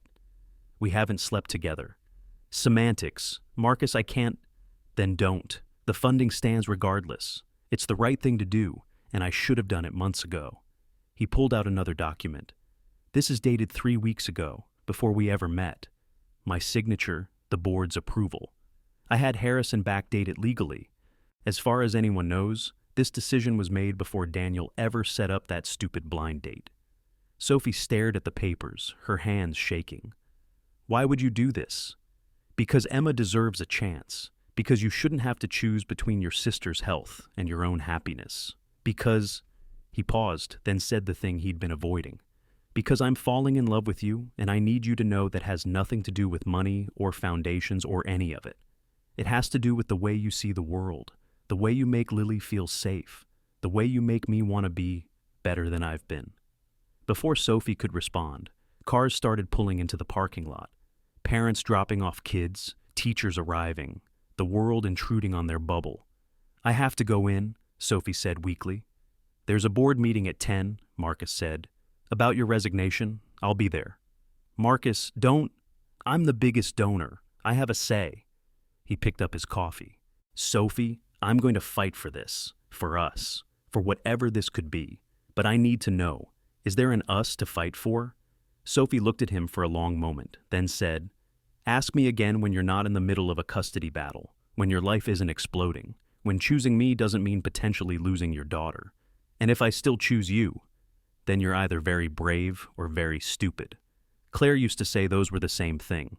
Sophie laughed, watery but real. Your wife sounds like she was wise. She would have liked you. Even though I'm a chaos agent who's destroying your carefully ordered life? Especially because of that. Mrs. Patterson appeared in the doorway. Miss Rivera, Mr. Chen. If you're both here, perhaps we could move the board meeting to now, before the children arrive. They followed her inside, where 5 board members sat around a conference table, looking like they'd rather be anywhere else. Richard Morrison sat at the head, because of course he did. This is highly irregular, Richard said, not looking at Marcus. So, is trying to fire a teacher without cause, Marcus responded, taking a seat. She's fraternizing with a parent. We had one coffee, in public, with both our family members present. Sophie's voice was steady. If that's grounds for termination, you'll need to fire half your staff. Mrs. Patterson cleared her throat. The faculty has actually prepared a statement. She opened a folder and began reading.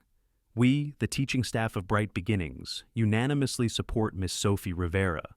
In her 2 weeks here, she has revolutionized our approach to early childhood education. 3 nonverbal children have started speaking in her class. Attendance is up 18%. Parent satisfaction scores are the highest we've ever recorded. That's not the point, Richard started. Furthermore, Mrs. Patterson continued. If Miss Rivera is terminated without cause, 6 teachers have indicated they will resign in protest. The board members shifted uncomfortably. This is ridiculous, Richard snapped. She's clearly... What? Sophie interrupted. Clearly what, Mr. Morrison? Poor? Yes, I am. Unqualified. Check my credentials. Manipulative? I didn't even know Marcus was Lily's father until after that dinner. You expect us to believe? I don't care what you believe. Sophie stood. But I care about Lily, and she's lost enough. So here's my offer. I'll stay until the end of the school year. No contact with Mr. Chen outside of normal parent-teacher interactions. After that, I'll transfer to another school. Lily gets stability. You get your way eventually. Everyone wins. Sophie, no, Marcus started, but she held up her hand. It's best for Lily. Before anyone could respond, the door burst open. David Morrison stood there, breathing hard, with Emma beside him in her wheelchair. Sorry we're late, David said. Traffic was horrible. Oh, and Father, Mother sends her regards. She's at her lawyer's office, filing for divorce. The room went silent. What? Richard's face had gone pale. 40 years of marriage, and she's finally done pretending our family isn't toxic. David pulled out his phone, reading from a text. She says, and I quote, I've spent 2 years watching you destroy our son-in-law and granddaughter with your need for control. Claire would be ashamed of us. I'm choosing her memory over your pride. Richard stood so fast his chair fell over. This is your doing, he snarled at Sophie. No, Emma said quietly. It's yours. David showed me the emails. The ones where you threatened to cut him off if he came back for Claire's funeral. The ones where you told him he was weak for grieving his sister. The ones where you said love was just another word for manipulation. You had no right. I had every right, David said. You made me choose between family and freedom. I chose freedom. But Marcus shouldn't have to make that choice, and neither should Lily. A small voice came from the doorway. Daddy? Everyone turned. Lily stood there in her coat and backpack, the nanny behind her looking mortified. I'm sorry, Mr. Chen. She insisted on coming to your meeting. Lily walked straight to Sophie, wrapping her arms around her teacher's legs. Please don't leave. I'll miss you too much. Sophie knelt down. Oh, sweetheart.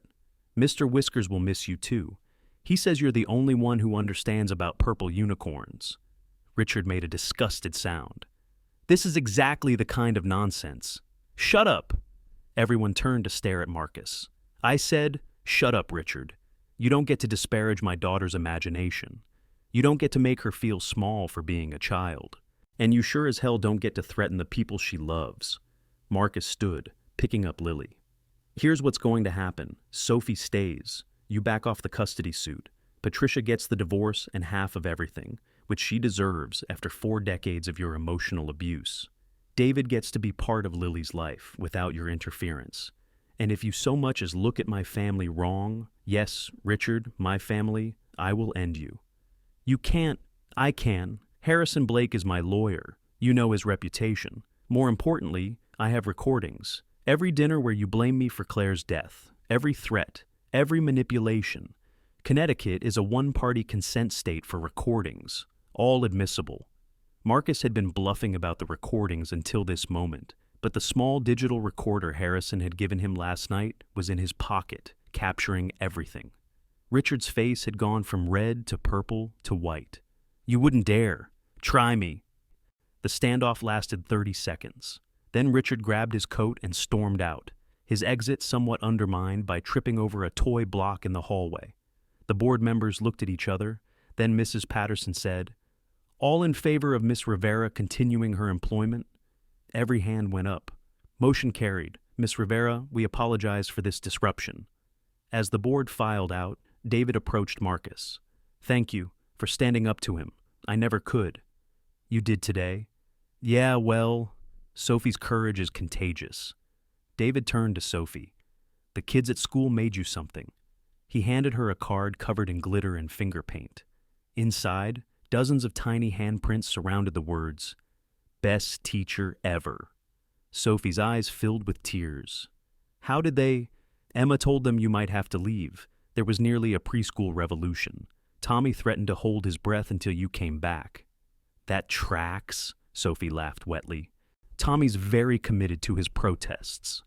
Emma rolled forward. So you're staying? I'm staying. And you and Marcus?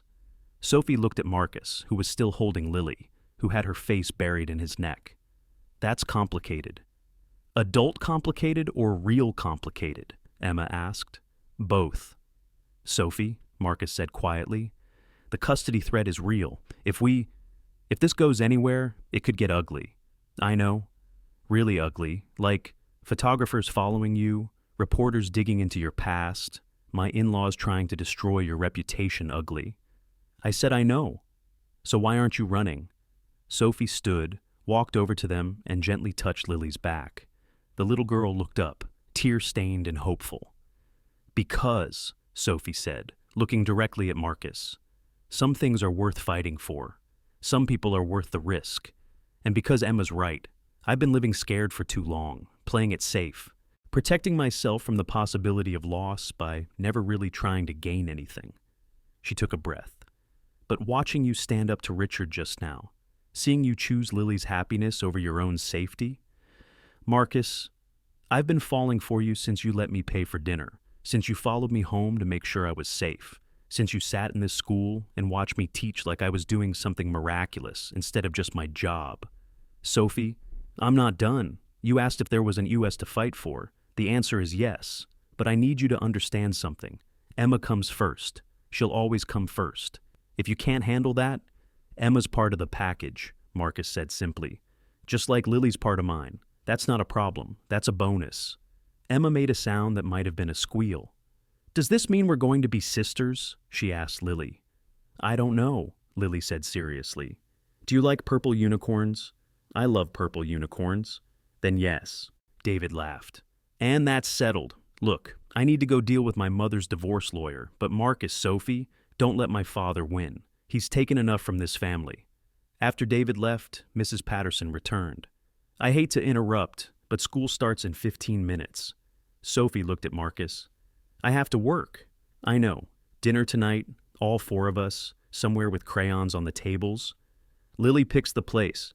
Pizza, Lily shouted immediately. With extra cheese, and Emma can tell us about whales. I've prepared a presentation, Emma said seriously, with visual aids. Of course you have, Sophie laughed. As Marcus headed for the door, Sophie called after him. Marcus, thank you. For the funding for Emma, for standing up to Richard, for everything. Don't thank me yet. This is just the beginning. Richard won't give up easily. Good thing we're both stubborn then. Marcus smiled, the expression transforming his face from CEO to just a man holding his daughter, looking at a woman who made him remember what hope felt like. That afternoon, Harrison Blake called with news. Richard withdrew the custody petition, but Marcus, he's not done. He'll find another angle. Let him try. This Sophie must be something special. Marcus thought about Sophie covered in paint, making dinosaur voices. Sophie holding his vomit-covered daughter. Sophie standing up to Richard without flinching. She is. Then we'll be ready for whatever comes next. That evening, at Tony's Pizza Palace, which featured not just crayons, but also a small arcade and a questionable animatronic bear that sang happy birthday every 30 minutes, Marcus watched his daughter and Emma debate the relative merits of different whale species, while Sophie tried to eat a slice of pizza without getting grease on Emma's visual aids. "This is chaos," he said. "This is family," Sophie corrected. "Daddy," Lily said suddenly, "is Miss Sophie your girlfriend now?" The table went quiet. Marcus looked at Sophie, who was trying not to smile. "I don't know. Sophie, would you like to be my girlfriend? I should warn you, the position comes with a lot of baggage, one precocious 4-year-old, and the constant threat of interference from hostile in-laws." "Well, when you put it that way, how can I refuse?" Sophie laughed. "Yes, Marcus, I'll be your girlfriend." "Finally!" Emma exclaimed. "Do you know how exhausting it's been watching you two dance around each other? It's like a really slow nature documentary where the animals take forever to realize they're meant to be together." "Emma!" Sophie protested. "What?" "It's true. David and I had a bet on how long it would take. He said by New Year's, I said by Thanksgiving. I win." "You've been betting on us?" Marcus asked, amused. "Everyone at school has. Mrs. Patterson had Valentine's Day in the pool." As they laughed, Marcus felt his phone buzz, a text from Patricia Morrison. "I'm sorry for everything. Take care of each other. Claire would be happy." He showed it to Sophie, who squeezed his hand under the table. "Hey," Emma said suddenly, "I just realized something. If you two get married, that makes David my uncle-in-law or something, right?" "Emma, they just started dating," Sophie protested. "I'm just thinking ahead. David's teaching me chess. I need to know if I can destroy him at family game night, or if I need to let him win occasionally." "Never let anyone win," Marcus said seriously. "Chen family rule number 1. Rivera family rule number 2, Sophie added. "Always share your dessert." "What's rule number 3? Lily asked. Marcus and Sophie looked at each other, then said together, "Purple unicorns fix everything." The animatronic bear chose that moment to malfunction, singing happy birthday in slow motion, while its eyes flashed red. Lily shrieked with delight. Emma recorded it for posterity, and Sophie and Marcus just looked at each other across the chaos and smiled. It wasn't perfect. It wasn't what either of them had planned, but sitting there in a pizza place with broken animatronics and sticky floors, surrounded by the laughter of the two girls who'd brought them together, they realized something important. Sometimes the best families are the ones you don't see coming, the ones that form in spite of obstacles, because of challenges, through the simple act of choosing each other over and over again. "I love you," Marcus said quietly, the words surprising him. Sophie's eyes widened, then softened. "I love you too. God help me, I do." "Gross," Emma said. "Beautiful," Lily countered, and in that moment, with pizza grease and happiness in equal measure, the Chen Rivera family was born. Was danced. Edward. 6 months later, June. The Hopkins Spinal Center in Baltimore was nothing like the hospitals Sophie remembered from their childhood. This one had walls painted in soft blues and greens, windows that let in actual sunlight, and doctors who spoke to Emma like she was a person, not just a case number. "The surgery is scheduled for tomorrow morning," Dr. Sarah Chen explained, her kind eyes moving between Sophie and Emma. "The new technique we've developed has shown remarkable results in cases similar to yours. We're optimistic." Emma nodded, trying to look brave, but Sophie could see her hands trembling slightly where they gripped the wheelchair arms. "I'll be right there when you wake up," Sophie promised. "We all will," Marcus added from where he stood by the window, Lily on his hip. She was wearing her Emma's Cheerleader t-shirt that she'd insisted on making at school. "Even Mr. Whiskers?" Emma asked, attempting humor. "Especially Mr. Whiskers," Lily said solemnly. "He's been practicing his healing songs." Dr. Chen smiled. "I've heard Mr. Whiskers has excellent medical credentials." "The best," Marcus confirmed. "Harvard Medical, class of imagination." That night, they all stayed in the family suite the hospital had provided. Sophie couldn't sleep, sitting by the window watching the Baltimore skyline. Marcus found her there at 2 a.m. "Can't sleep either?" he asked, handing her a cup of terrible hospital coffee. "I keep thinking about all the what-ifs." "The what-ifs will drive you crazy." He sat beside her, their shoulders touching. "Trust me, I'm an expert in what-if torture. What if it doesn't work? What if something goes wrong? What if it works? Marcus interrupted gently.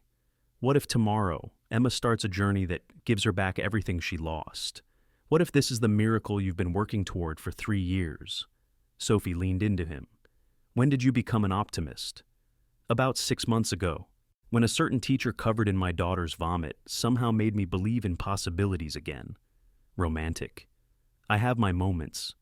They sat in comfortable silence until Sophie said, "Thank you for making this possible, for the funding, the connections, everything."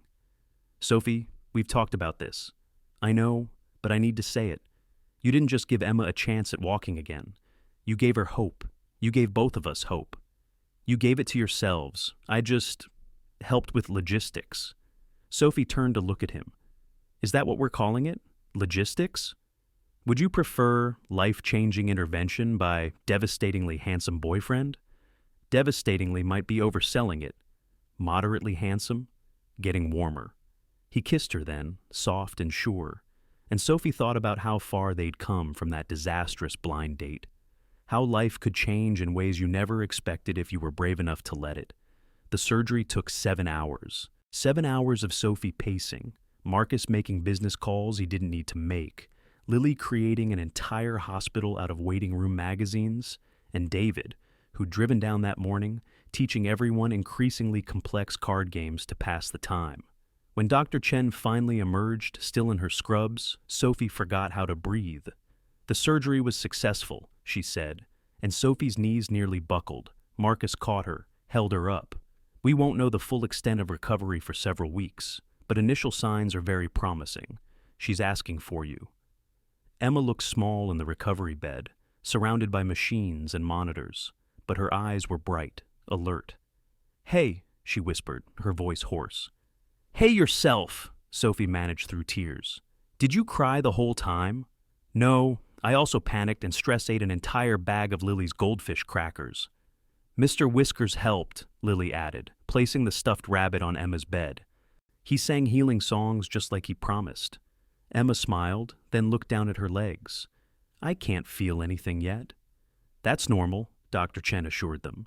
The spinal block will wear off gradually. Recovery will take time, months of physical therapy. But, Emma, I'm very optimistic about your prognosis. Does this mean she can come to my birthday party? Lily asked. It's in 3 weeks and there's going to be a bounce house. She might not be bouncing by then, Marcus said gently. That's okay. She can be the bounce house judge. It's a very important job. 3 weeks later, Lily's 5th birthday. The Chen penthouse had been transformed into what Lily called Purple Unicorn Paradise. Every surface was covered in purple decorations. Unicorn balloons floated at varying heights, and a modest bounce house had been set up on the massive terrace. Emma wasn't bouncing, but she was standing, with a walker, with Sophie hovering nervously nearby, but standing. Look, she called to the arriving guests. I'm vertical. The party was a mix that would have given Richard Morrison, now living in Florida with his 20 years younger new girlfriend, heart palpitations. There were Marcus's business associates, their children in designer clothes, alongside Sophie's teacher friends, and their kids in Target's finest. David was teaching a group of 5-year-olds how to make fortune tellers out of paper. Mrs. Patterson was discussing educational theory with Marcus's CFO. This is chaos, Marcus said, finding Sophie in the kitchen, putting final touches on the cake she'd insisted on making herself. Good chaos or bad chaos? The best chaos. He wrapped his arms around her from behind.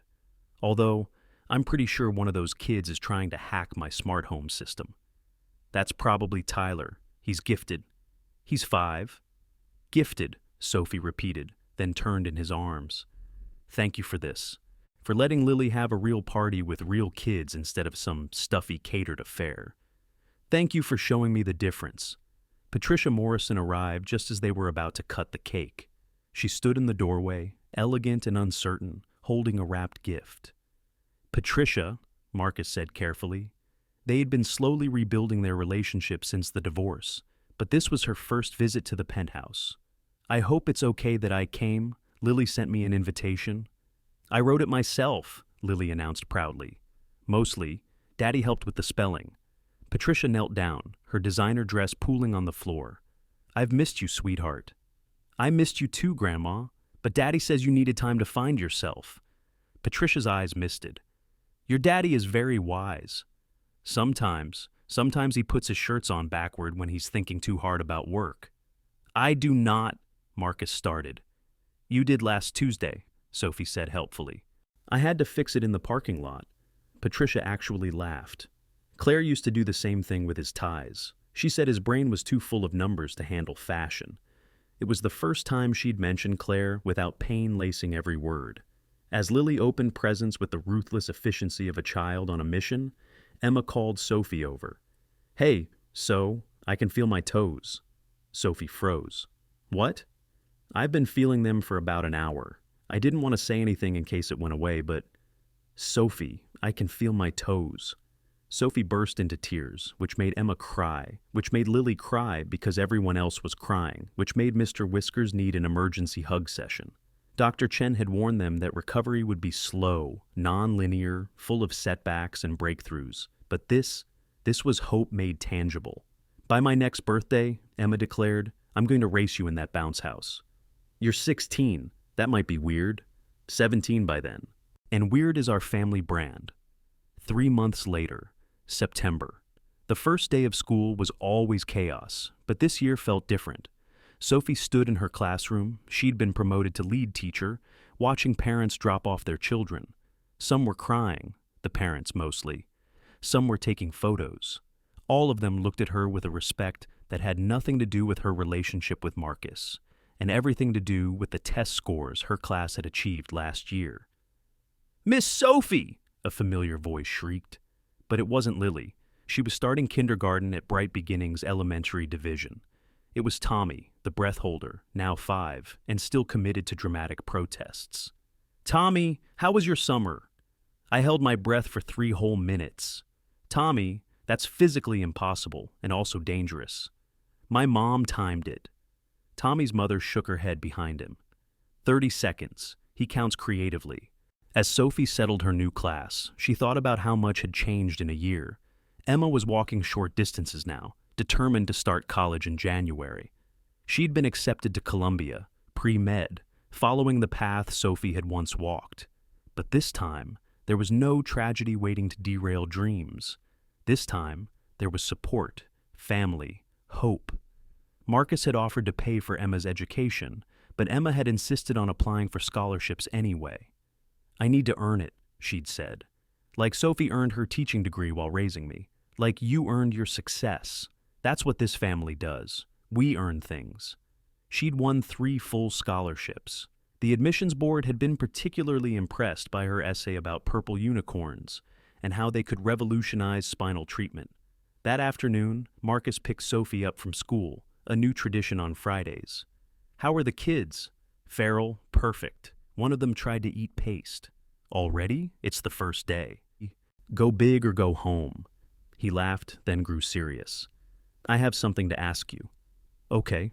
Move in with us." Sophie nearly dropped her bag. "What?" "Move in, you and Emma, we have the space. Lily asks every morning why you have to leave at night. Emma and she are basically sisters already, and He pulled into a parking spot, turning to face her. "I want to wake up with you every morning. I want Emma to have a real space to recover in, not that 4th floor walk-up. I want family dinners that don't end with you going home." "Marcus, I know it's fast. I know people will talk. I know Richard will probably have another aneurysm. But Sophie, we've been dancing around this for months. Your lease is up next month. Emma's starting college. Lily's already planning where your room should be." "She is?" "She made blueprints, with crayon. They're very detailed." Sophie laughed, then grew serious. "This is big." "It is. Like, meet the board of your company big. Like, society page gossip big. Like I love you and want to build a life with you big." Sophie was quiet for a long moment. Then, "Emma gets her own room. A real room, not a guest room. She can have an entire floor if she wants. And I keep paying for groceries sometimes. I need to contribute." "Deal. And we get a family pet. Lily's been asking for a dog. Mr. Whiskers might get jealous." "Mr. Whiskers will adapt." Marcus smiled. "Is that a yes?" That's a yes. He kissed her there in the car, afternoon sun streaming through the windows, and Sophie thought about how love sometimes came in unexpected packages, how it could arrive disguised as disaster and transform into something beautiful. 2 months later, November. Moving day was, predictably, chaos. Sophie owned exactly 3 boxes of belongings. Emma had 5. The rest was furniture they were donating and memories they were carrying forward. "This is sad," Lily announced, looking at the boxes. "You need more stuff."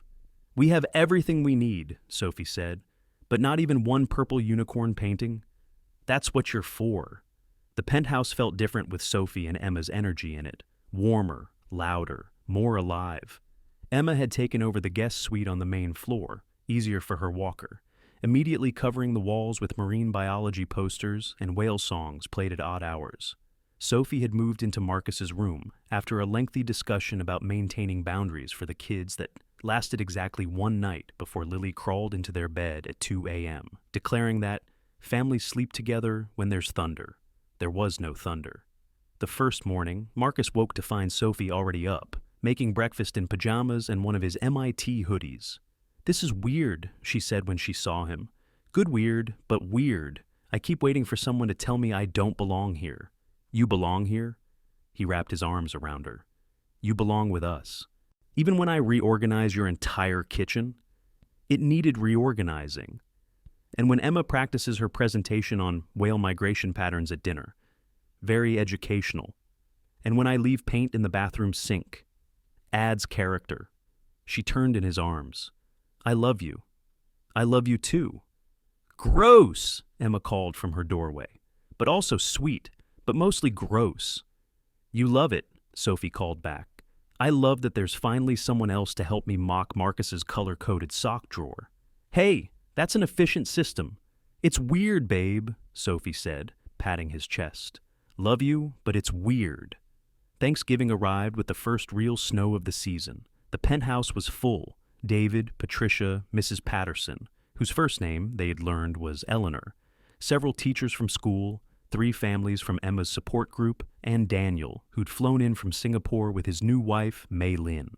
"This is like the UN of Thanksgiving," Emma announced, wheeling through the crowd. She'd graduated from the walker to forearm crutches for longer distances, but still used the chair when tired. "We have 7 different types of turkey preparation happening." 8, David corrected. Mrs. Patterson brought 2 furkey. "Why?" Lily asked, with the disgust only a 5-year-old could muster. "Vegetarian," Mrs. Patterson explained. "But turkey is a vegetable. It's green sometimes." "That's when it's gone bad, sweetheart," Marcus said, scooping her up. Sophie stood in the doorway between kitchen and living room, watching the chaos. A year ago, she'd been heating up instant noodles for her and Emma, pretending it was a feast, trying to make the holiday special, with nothing but determination and love. Now she had this. Family that went beyond blood.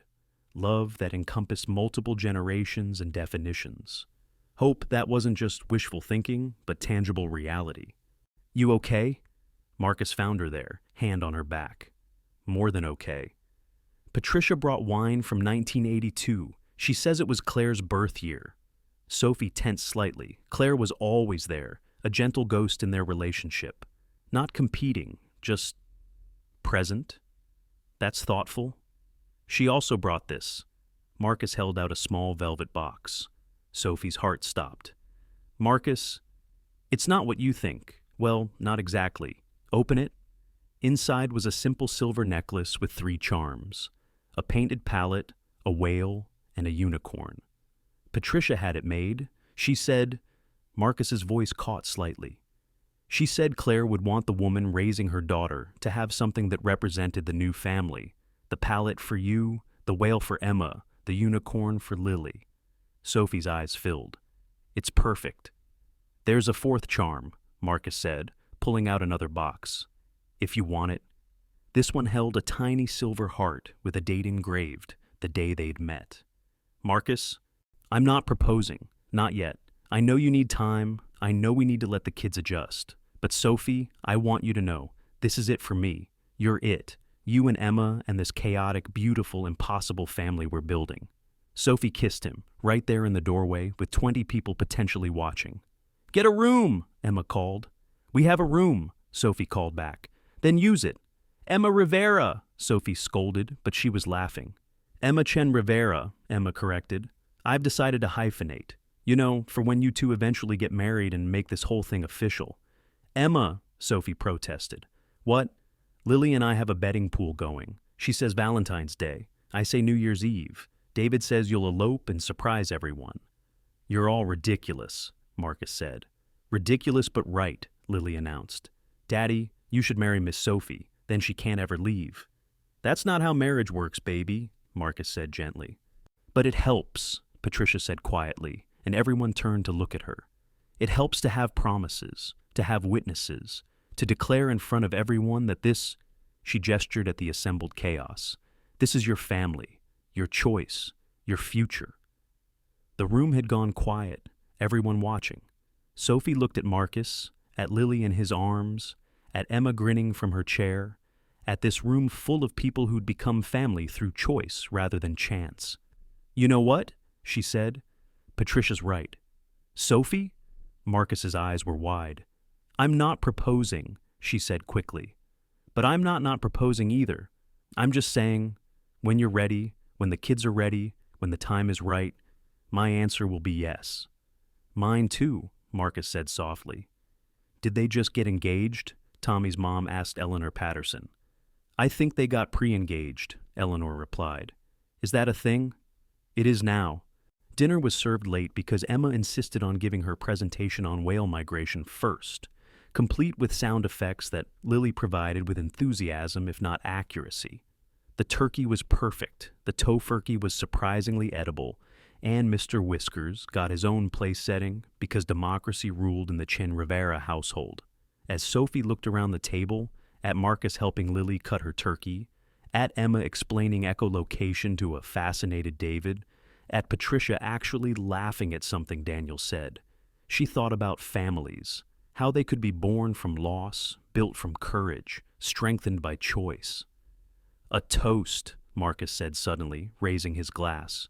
To unexpected beginnings. To purple unicorns, Lily added.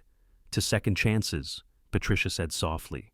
To family, Emma said, in all its weird, chaotic, beautiful forms. To love, Sophie finished. That finds a way.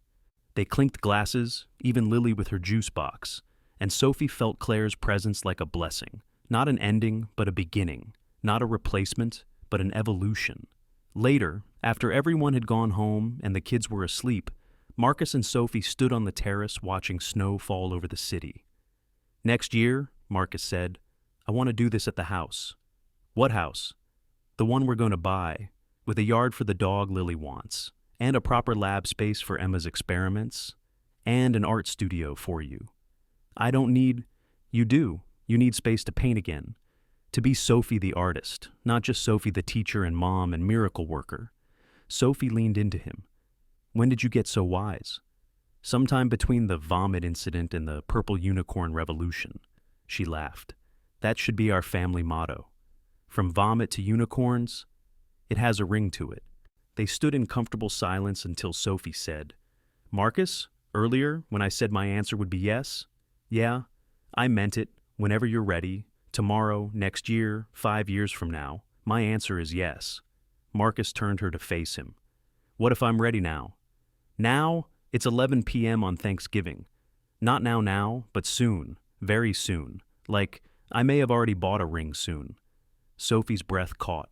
You bought a ring? Lily helped pick it out. It has purple stones, small ones, she insisted. Of course she did. And Emma provided a detailed analysis of the carbon footprint of different diamond mines. Of course she did. And David said I should just shut up and ask you already because everyone can see we're meant to be together. David's not wrong. So, Marcus asked softly, if I asked, not now, but soon, what would you say? Sophie smiled, snow catching in her hair, city lights reflecting in her eyes. I'd say that sometimes the best love stories start with disaster, that sometimes families are built from broken pieces that somehow fit together perfectly, that sometimes a blind date gone wrong can turn into exactly right. Is that a yes? That's a yes. He kissed her then, snow falling around them, and somewhere in the apartment, Emma's whale songs played softly, and Lily mumbled about purple unicorns in her sleep, and Mr. Whiskers stood guard over it all. It wasn't the life either of them had planned.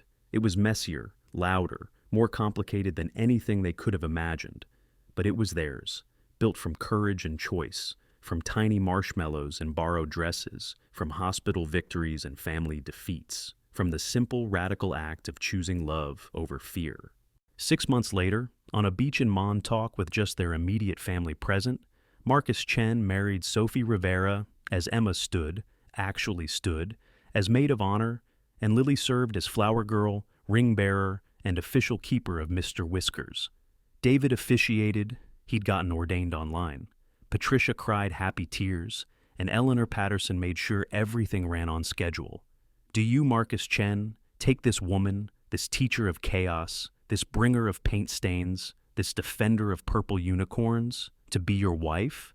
I do. Do you, Sophie Rivera, take this man, this color-coder of socks, this former emotionally constipated CEO, this father extraordinaire, to be your husband? I absolutely do. Then by the power vested in me by the internet and the state of New York, I pronounce you married. You may kiss your bride. They kissed as the sun set over the ocean, as Emma cheered from her standing position, as Lily announced that Mr. Whiskers approved as their small, perfect, chaotic family celebrated love, winning over fear, hope, conquering loss, and purple unicorns, fixing everything. The end. And that's how a single dad, CEO, went on a blind date for a friend, but fell in love with a poor girl at first sight, and discovered that sometimes the best families are the ones you never see coming, built not from perfection, but from the perfect imperfections that make us human, make us whole, make us home.